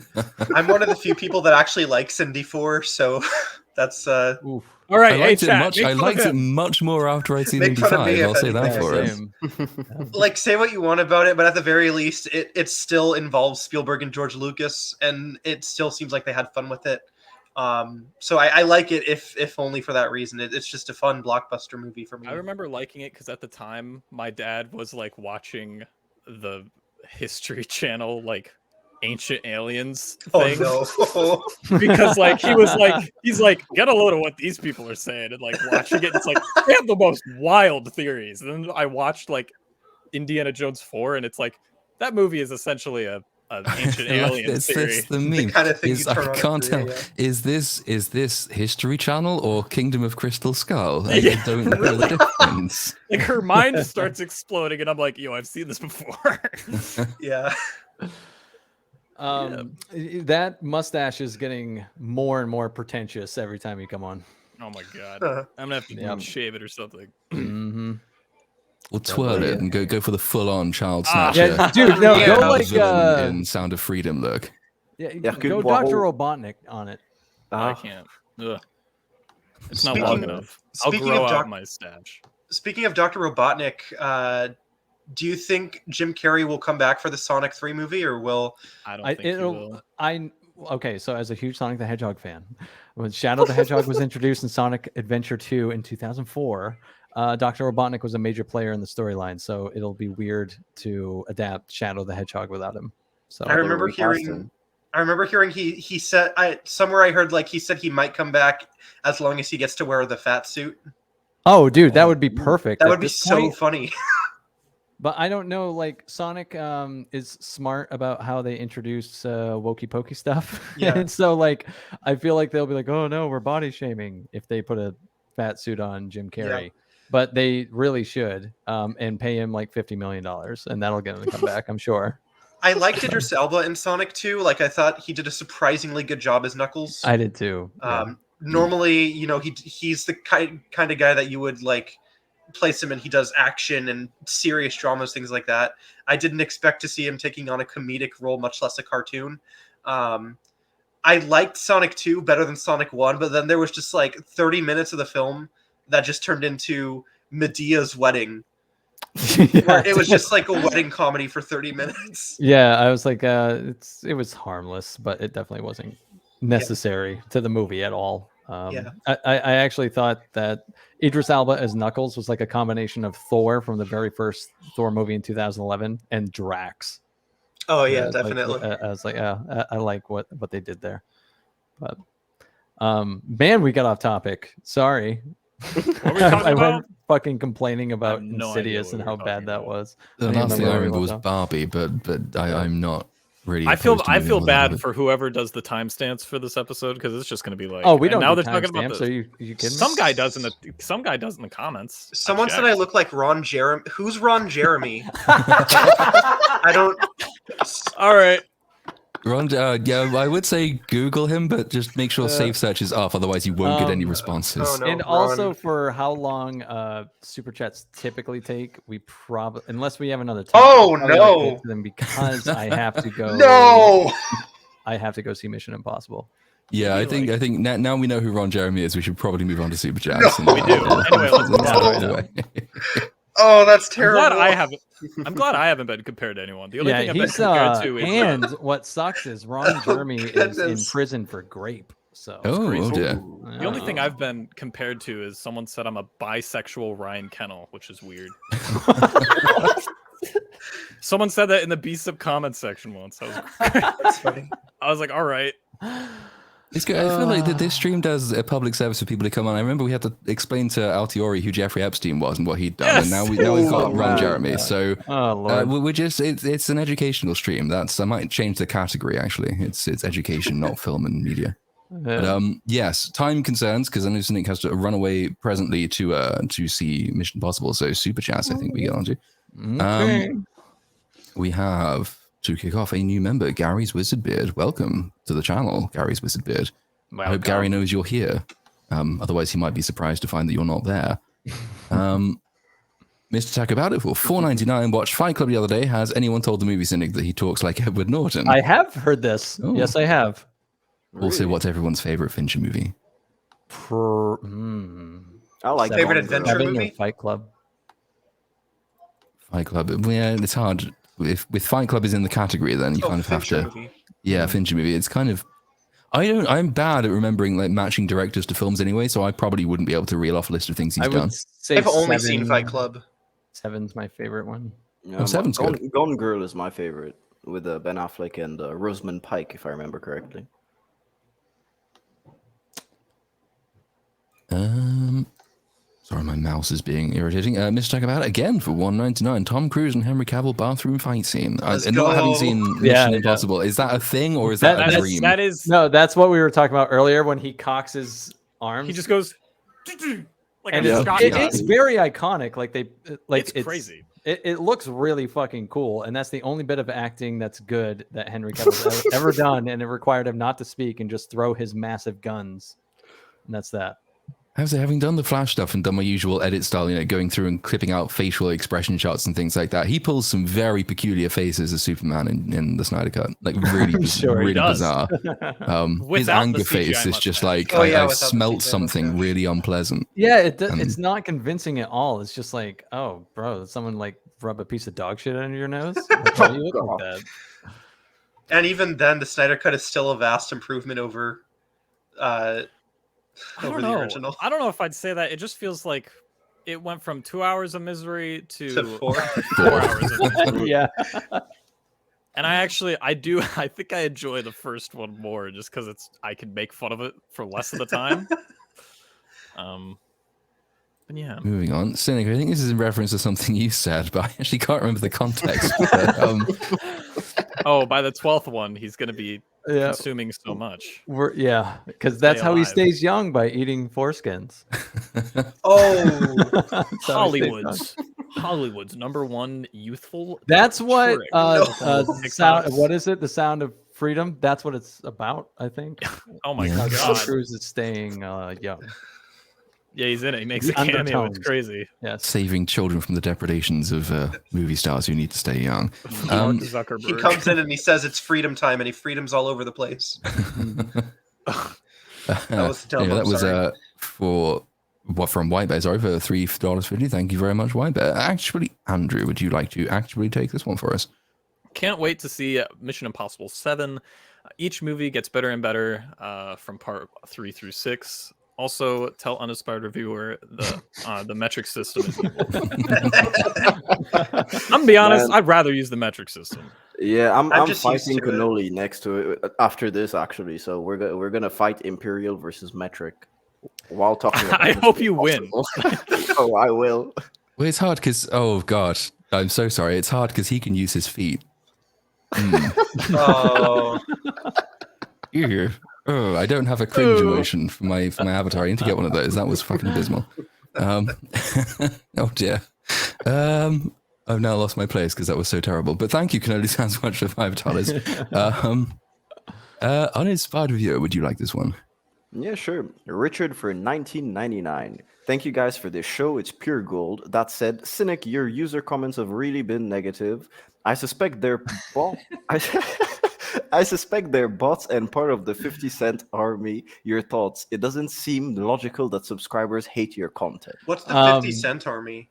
Bots that are bought for 50 cents. I think what it actually is that I make content that gets the vocal minority really heated, because like to dislike ratio and subscriber to view ratio suggests that like I'm in the right, and people who visit the channel agree with me and subscribe. I just think that the people I piss off, I really piss them off, and I egg them on in the comments. So I don't stop at just the video. When they say something, I respond. So. If you want to see hate from all sides, go see my Indy review where I, like, in the first 5 minutes, I make fun of the original trilogy, and then everyone in the comments just absolutely tore me apart because I did that. And rightly so. Something like, just for consistency, I'd like to use the metric system, but also I really love freedom. Amen. Amen, brother. We invented it. Mm-hmm. Actually, can I get an amen, but no, you didn't. know, you can totally have that if you want to, but you have a Declaration of Independence? I think not. Don't you have? Didn't you do like a weird thing with Imperial though? Like your pints are smaller than ours are, I think. Don't know, don't care. Well, just dude, we make everything bigger in America. In Texas specifically, but not Texas, but you know. Amen, bro. Well, Yeehaw. The women. The women are, that's women true. are Yes, bigger. your women are significantly bigger than ours are. That's I will not argue with that point. This year for Jamie Foxx's Nervousism for $1.99. Jackie was horrible to his son and the BS bullshit charges. Jackie Chan. Oh, Jackie Chan. Yeah. Oh, yeah, Jackie. Oh, okay.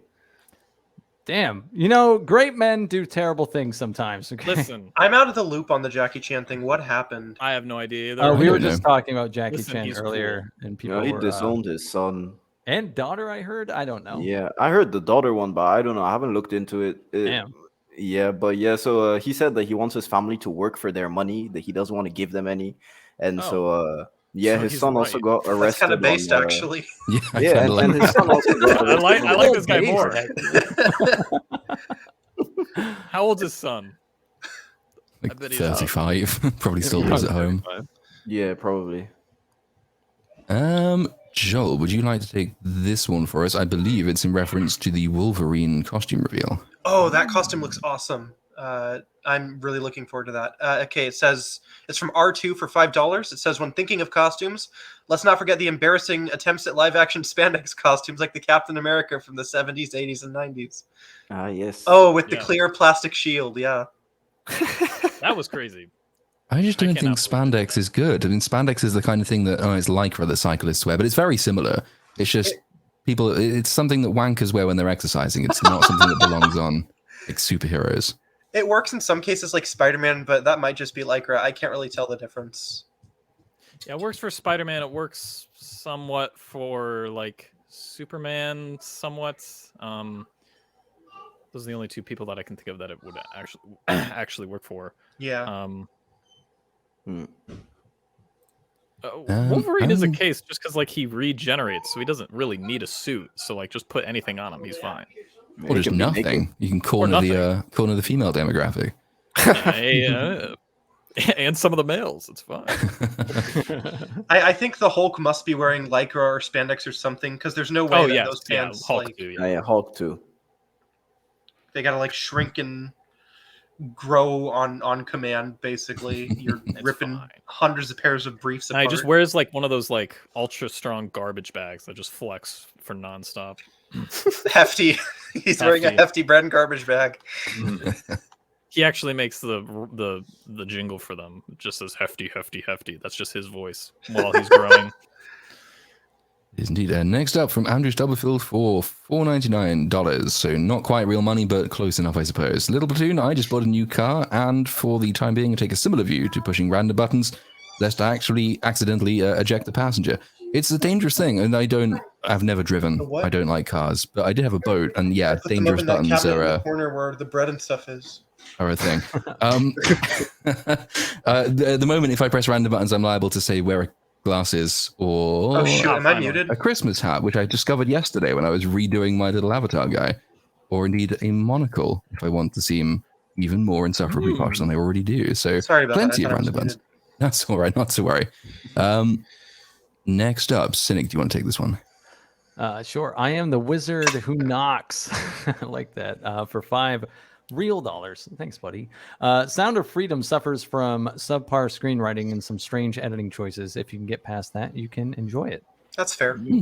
I don't even know if I'd use the word enjoy in this case, because it's like it's sex trafficking. No one wants to watch a movie about sex trafficking and be like, yeah, I had a good time watching that. Like, it was a pretty good action thriller. Solid 10 out of 10. Like, no, like I didn't feel good leaving the theater, but like this is the point. Like that is the point. Yeah. No, I think I probably will stick that on at some point and see what it's really all about. Yeah. I'm surprised that film got got away with a PG-13 rating, which I thought was really surprising with like just how much dark subject matter it covers. Like they kill a PDF file at the end of the film. And yeah, that's pretty dark subject matter. But I guess if you're being kind of oblique in how you refer to it and you don't show anything particularly dangerous, I think I'd probably still be surprised. I am surprised that it's only a PG-13 if that's true. I'll probably wait for streaming, but I'll see it eventually. But I'm gonna go ahead and skip all of the hype over this right now. Wait till the no, you're not, because it's the subject of the next super chat from Marcus Henry for $20. That's the thing. This movie shouldn't be political. This should be a fundamental, no matter the politics. That's what's weird. It shouldn't be, but certain sites trashing it while praising cuties who exploited children. No, I totally agree with this take. It's just like the polarization from both sides. I'm just like, I don't even want to fucking hear it. Like, it's just weird because like the Guardian is one of the websites that did that, and when Cuties came out, it was like, oh yeah, this is a brave coming of age movie about like the intensity of like sexuality or something like that. And then like this movie comes out and they're just like, oh no, it's QAnon bullcrap. I watched the movie. There's literally nothing QAnon like remotely in it. It's QAnon adjacent. Also, being fit is alt-right pipeline. Bro, being fit, dude. My friend DM'd me that on Snapchat like 20 minutes ago, and he was like, "I guess I'm red-pilled now." Yeah, bro. You're a gym bro. Welcome to the far right. You take care of yourself. Ew, you fucking Nazi. Die. Like, I lurch far to the right on Tuesday nights when my trainer turns up, and apparently I just move leftward over the week as I forget to follow up and just don't train anymore. So like I'm far right once a week. I'll say that much for myself. I'm far right 5 days a week right now. He dabbles in far right propaganda. Yeah. Next up, the Salty Cynic. I think there's a trademark infringement going on here for $5 communist dollars. Just subscribed, really liking the show. We'll check out the rest of the panel. Keep up the good work. Thank you, and welcome aboard, sir. Andrew, it's your turn again. All right. Didn't we cover a few weeks ago on either BSUP or Brown Stream that actors lose their minds when they inhabit too many characters, said of Ezra Miller?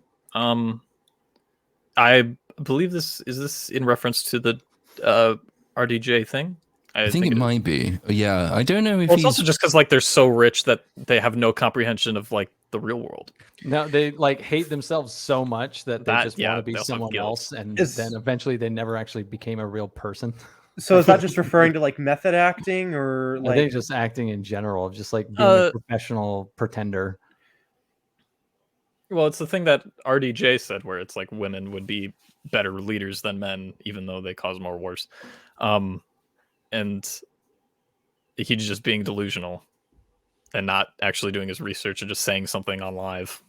He's just talking of just like, oh, this will get me some fucking points somewhere. Yeah. This will make people watch my movie. It's fine. What is he even in any new movies anymore? Like he's in Oppenheimer. Yeah, Oppenheimer is the as a lawyer. That quote. As a lawyer, I don't know. I don't know. He has he has a really bad wig. That's all I know. Well, he looks like fucking Moby now. Well, he went vegan and subsequently had severe iron deficiency. Yeah, and guess who's vegan? Yeah. Moby. Iron Man had an iron deficiency. That's ironic. Yeah, I know, isn't it just? But no, he aged rapidly. And distressingly as well. This is why vegetables are bad for you folks. From Julio Rangel for $2. As Cynic has stated before, this is overcorrection. Mm-hmm. I'm going to guess that this is also in relation to Robert Downey Jr., I think. Yeah. This came in at the same time. Yeah, definitely. No, I think that's probably true. Yeah, he has not very much to feel guilty for, but he also probably lives a very boring personal life these days, and is very rich and too rich to be morally pure in his own mind. So, yeah. Jalen, E.T. No review for Oppenheimer. Just get blown away. Yeah. I think any review anyone does of Oppenheimer is just going to be full of Oppenheimer with like bomb puns. Listen, they used no CGI. They blew up Japan again for real. Uninspired Reviewer. This one is for you. Hey, from Matt Cat. There we go. $4.99. American dollars. There we go. So, when are we getting an Uninspired Reviewer face reveal? I've given up on Platoon's face reveal. Not really though, cutie. There you go. That's really This is my real face. I am AI.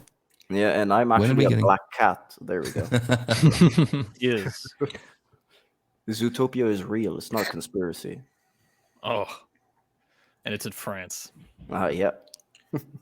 From the Good King for $5. I'm just glad they cast Robbie instead of Schumer. Is that Amy Schumer? Yep. Can you imagine if Tarantino had done that for, oh God, acronyms? Once Upon a Time in Hollywood. There you go. People would have rooted for the Mansons. Yes. True. Oh, yeah, for sure. Good point. Margot Robbie she is a walking, like, I don't really like Margot Robbie, I think, because she is just a walking doll. And so this is the perfect role for her. It's the role that she's born to play. Yeah, I totally agree with that. I think she's had some hits as far as like, I think she's been good in a few things, but she's not extraordinary, but she is extraordinary to look at. So she is. Didn't they want her at one point to be like the new lead for Pirates of the Caribbean, and then they like shelved it? Yeah, they did. Apparently, is that film? Is it today? It's 20 years old today. Pirates of the Caribbean. Shit. Yeah, yes, it's 20. Yeah, it is. It's aged really well, dude. We should do a breakdown of that movie. That would be fun. I like Pirates of the Caribbean. Yeah, me too. But the first one's great. The first one's really good. I even kind of like 2 and 3, though I don't think they're very good, but I kind of like them still. I prefer Dead Man's Underrated, overhated. But I think they've aged quite well because there's a lot of practical stuff that goes on there. Like the boat is a real boat, for example. It's not all CGI'd on the water. So yeah, practical tends to age much better. Well, even the CGI is breathtaking to this day with Davy Jones in I think that was 2006 for Davy Jones. Yes, yeah. If you're using like a mix of CGI and practical effects to enhance the way your film is viewed, like I think CGI can be done phenomenally, like Jurassic Park, the original. Oh, absolutely. Yeah. But nowadays everything is just like oversaturated CGI. Like nothing is really practical anymore. I think that's one of the reasons so many people liked Top Gun Maverick. because those were actual planes. Those were actual like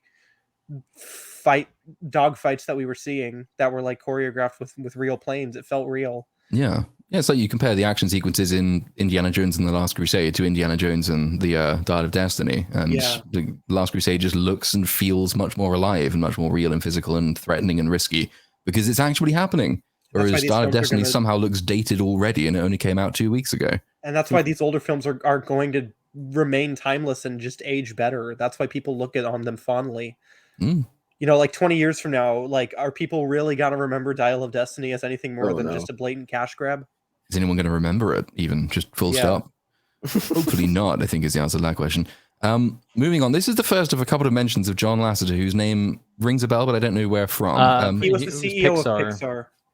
Okay. Yep. Anyway, Tomorrowland for $5. John Lasseter attacked people with hugs. Oh. Yeah, I don't remember the controversy surrounding him. I think he got canceled during the Me Too movement for saying hi to a woman or something. All I know is that he went and made a movie for Apple, and apparently that was way better than anything Pixar had made in that year. What a shocker. Which is funny. What a shocker. Someone who likes Mission Impossible can take this one. Cynic. Play the high note for... $5. Mission Impossible 3 is the worst of the franchise. Oh, Jesus. The hot take. Ghost Protocol saved Mission Impossible. The action scenes are shaky cam garbage. Mission Impossible 3, I think, was still during the Bourne. The Bourne shaky cam era. But I don't think that makes it a bad film. There are so many high points in that movie.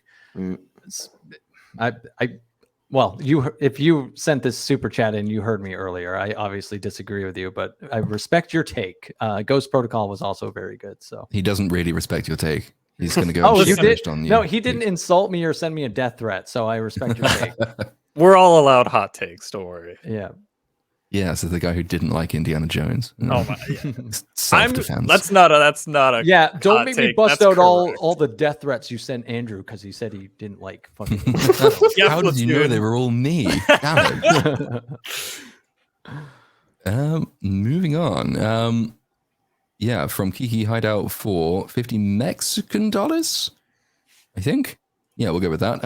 Anybody else think Andrew's mask fell off and showed his true power level when he soyed out over Lasseter's falsehoods? Lasseter did nothing wrong. Did I do something? I don't. Did you do something? I don't remember. Was I not here for this? I don't think I was here for this. No. Okay, cool. Whatever, man. News to us. Lasseter did nothing wrong. Yeah, okay. Hashtag release the Lasseter, whatever. Release the Lasseter cut of whatever. Whatever that thing was that you said. I don't know. And finally, Uninspired Reviewer, would you like to take this one? Sure. Sydney Montoya for $5 American. Hey guys, I only recently started watching your vids, but what have you guys thought of Signalis, game, and Bones and All film? I personally haven't heard of both. I haven't seen them. I've heard of Bones and All, but I haven't seen it. Yeah, unfortunately, the Timothée Chalamet movie, right? Is it? The Timothée Chalamet one with I think it's Zendaya. I don't know. The one where he's a cannibal or something like that. Isn't that Dune? I thought that was Dune. Is there another one where they're both in it?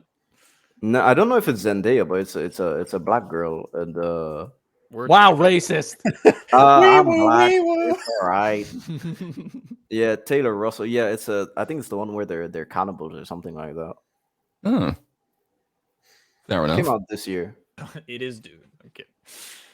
Yeah, no, I had not heard of that one. Unfortunately, I haven't heard of Signalis either. But I might check Bones and All out. Like a bit of cannibalism from time to time. And actually, that was not the final one. We have an actual follow-up final one from Hugo Ventura for $20 Mexican. Yes, they are Mexican dollars, Platoon. Fantastic. Nice. Yeah, I'm sure they'll still be allowed through the wall, won't they? Once that's built, we can still get the dollars. That's not gonna stop them. But yeah, no, thank you very much for the clarification. That brings us, I believe, to the close of the show. So thank you all in chat very much for sticking with us. It's the plug time, though, when we get to find out what all of our lovely guests are doing with their lives besides being here. And we'll go clockwise. So, Andrew, what's up with you and what are you working on? Well, my channel's actually Andrew, and I'm not really working on anything right now. I'm just I'm watching a lot of Netflix stuff. Oh yeah, because you're still catching up on like a decade's worth of cultural content. I forgot about that. I Never finished seen anything Stranger on Things. Netflix. Oh, you finished it. What was your take on Stranger Things? I like it. It's kind of good. It's good. Yeah. I like it. Season 3 is a waste. Yes, season 2 is abysmal. But I've heard this. I thought the ending was solid, but the rest of it was just kind of fluff. I thought the first 3 episodes of season 3 I liked. Well, maybe not maybe the first 2. I can't remember. But then the finale, I was just like, I know none of this matters. And then and I was like, all right, season 4 is when everyone says it brings it back, but I don't think so. But like season 4, episode 4 had me on the edge of my seat. It was really good. Was that the one where she's like running away from Vecna and trying to like? Yeah, with running up the hill. Running up that hill. Yeah. Very good. That was a pretty good episode. It's a great recovery as well. It does prove that some franchises which look like they're dead don't necessarily need to be if you go back to doing simple things right, and some less simple things like writing well. But I thought season 4 was an admirable attempt at getting back to something like the best.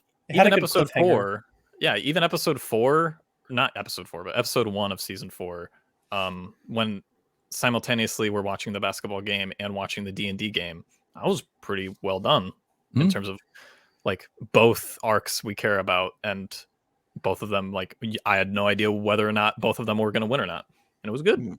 Yeah. We do have a final super chat. My internet is bugging out because it's raining and it's the countryside and England is poor, which means that we can't afford technology. So if I disappear again, just count the stream as over. The final super chat from For the Sake of the Comments for $10 when you need a palate cleanser for the top 40s movie junk. Watch the trailer for the movie Big Bug. Just ask Backface. Big Bug? Big Bug. What's Not heard of that one. Let me look this up. Big Bug. Never heard of it. Movie. Suburbanites are locked in for their own protection by their household robots while an android revolt rages outside. Oh, Okay. sounds fun. Directed by Jean-Pierre Jeunet. I've never heard of this movie before. It's probably Jean-Pierre Jeunet. Is it Sounds like a part of the QAnon pipeline, if you ask me. It's probably an alt-right movie. It's one T. It's a Netflix movie, of course. Oh, that's probably Jeunet. Yeah.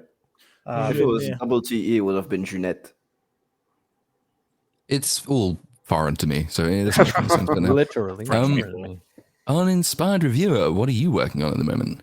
Right now I'm gonna try and get my Indy video out. I hope so, with all the stuff that's been going on with the flooding in my house and all that bullshit. But yeah. And I've also got a show coming up with Dark Hour that we're starting on the 29th, I think. And our first guest is gonna be Movie Cynic. And yeah. Cool. I'm just finding this out right now. Well, I'm looking forward to it. It's gonna be great. We're gonna be talking about the Caped Crusaders, so the Dark Knight, and it's gonna be fun. Cool. Sounds fun. Looking forward to it. Just thank you guys for having me. Also, thank you for taking the time. Always great to have you. And Joel from Movie Force, nice to have you for the first time. What are you working on? Where can we find you? So my channel is called Movie Force. You have to sort by channel to find it because for some reason the YouTube algorithm is buggy. We're sitting at around 2019 subscribers. But I'm working on a documentary. I'm writing a documentary about the history of Sweeney Todd, and it's different film adaptations. It's really interesting. I've learned some interesting stuff, and I'm looking forward to getting this one done. And then meanwhile, I'm trying to get into Job Corps, which is a government workforce program. And so I'm going to be going. It's kind of like college. I'm going to be going and training for the workforce, learning different career paths. I'm looking forward to it. Nice. Well, best of luck with all of that. Links to all of these channels, of course, will be in the description, and they'll be on the description on the re-upload, which will be on my second channel this time. So if you're not already subscribed to LostChord, go and subscribe there. We have a last-minute super chat I don't know what that is.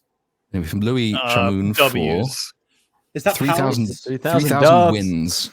We'll go with wins. 3,000 wins. Little Platoon, my son listens to you as he sleeps. nice. I think. I think he had said something of just thanking you earlier for having such a fucking kick-ass voice. You do have a good voice. So, yeah. Well, thank you very much. I never know how to take that. So I put your videos on to go to sleep. Does that mean I'm boring? No, that's good. I heard someone like compliment. your voice is soothing. Yeah, I've heard people say that about Mahler's videos too. So I actually used to do that with Mahler's videos. Yeah, that actually put me to sleep for I think a whole 6 months of my life. I think I did that at one point too. Well, there you go. That's a nice final super chat there. Whatever W's are, but we thank you for those. Cynic, what is coming up on your channel next? Oh, the next week's going to be huge. So Bagface is slaving away on a video for me right now. As he should. Yes. It's a video essay on the death of the Disney Empire. And then a Mission Impossible review to follow the following day. And then next week is Barbie and Oppenheimer videos each. So that should wrap up July pretty nicely. Nice. Yeah, then you can take a long holiday until I don't even know what the next thing out is after that point. Blue Beetle, I think. August? No, there's Blue Beetle and Ninja Turtles in August. So and then Five Nights at Freddy's. But I'm not really sure who will. The 10 out of 10 cinema. The only review I have slated for August is Blue Beetle. That's it. The rest same. I know I might have one or I can't remember. I've got just a list of things that I'm ignoring. I think Blue Beetle's on it, but FNAF. Yeah. FNAF. And as on my channel, the Indiana Jones thing has turned out to be 4 hours long. So it's fucking crazy. So I'll be working on that. Yeah. God, I regret that now massively. But that will be out at some point, hopefully inside 7 days. Probably not. In the next 2 weeks, that should be out. We'll see what happens. But that is it. We will say goodbye in that case.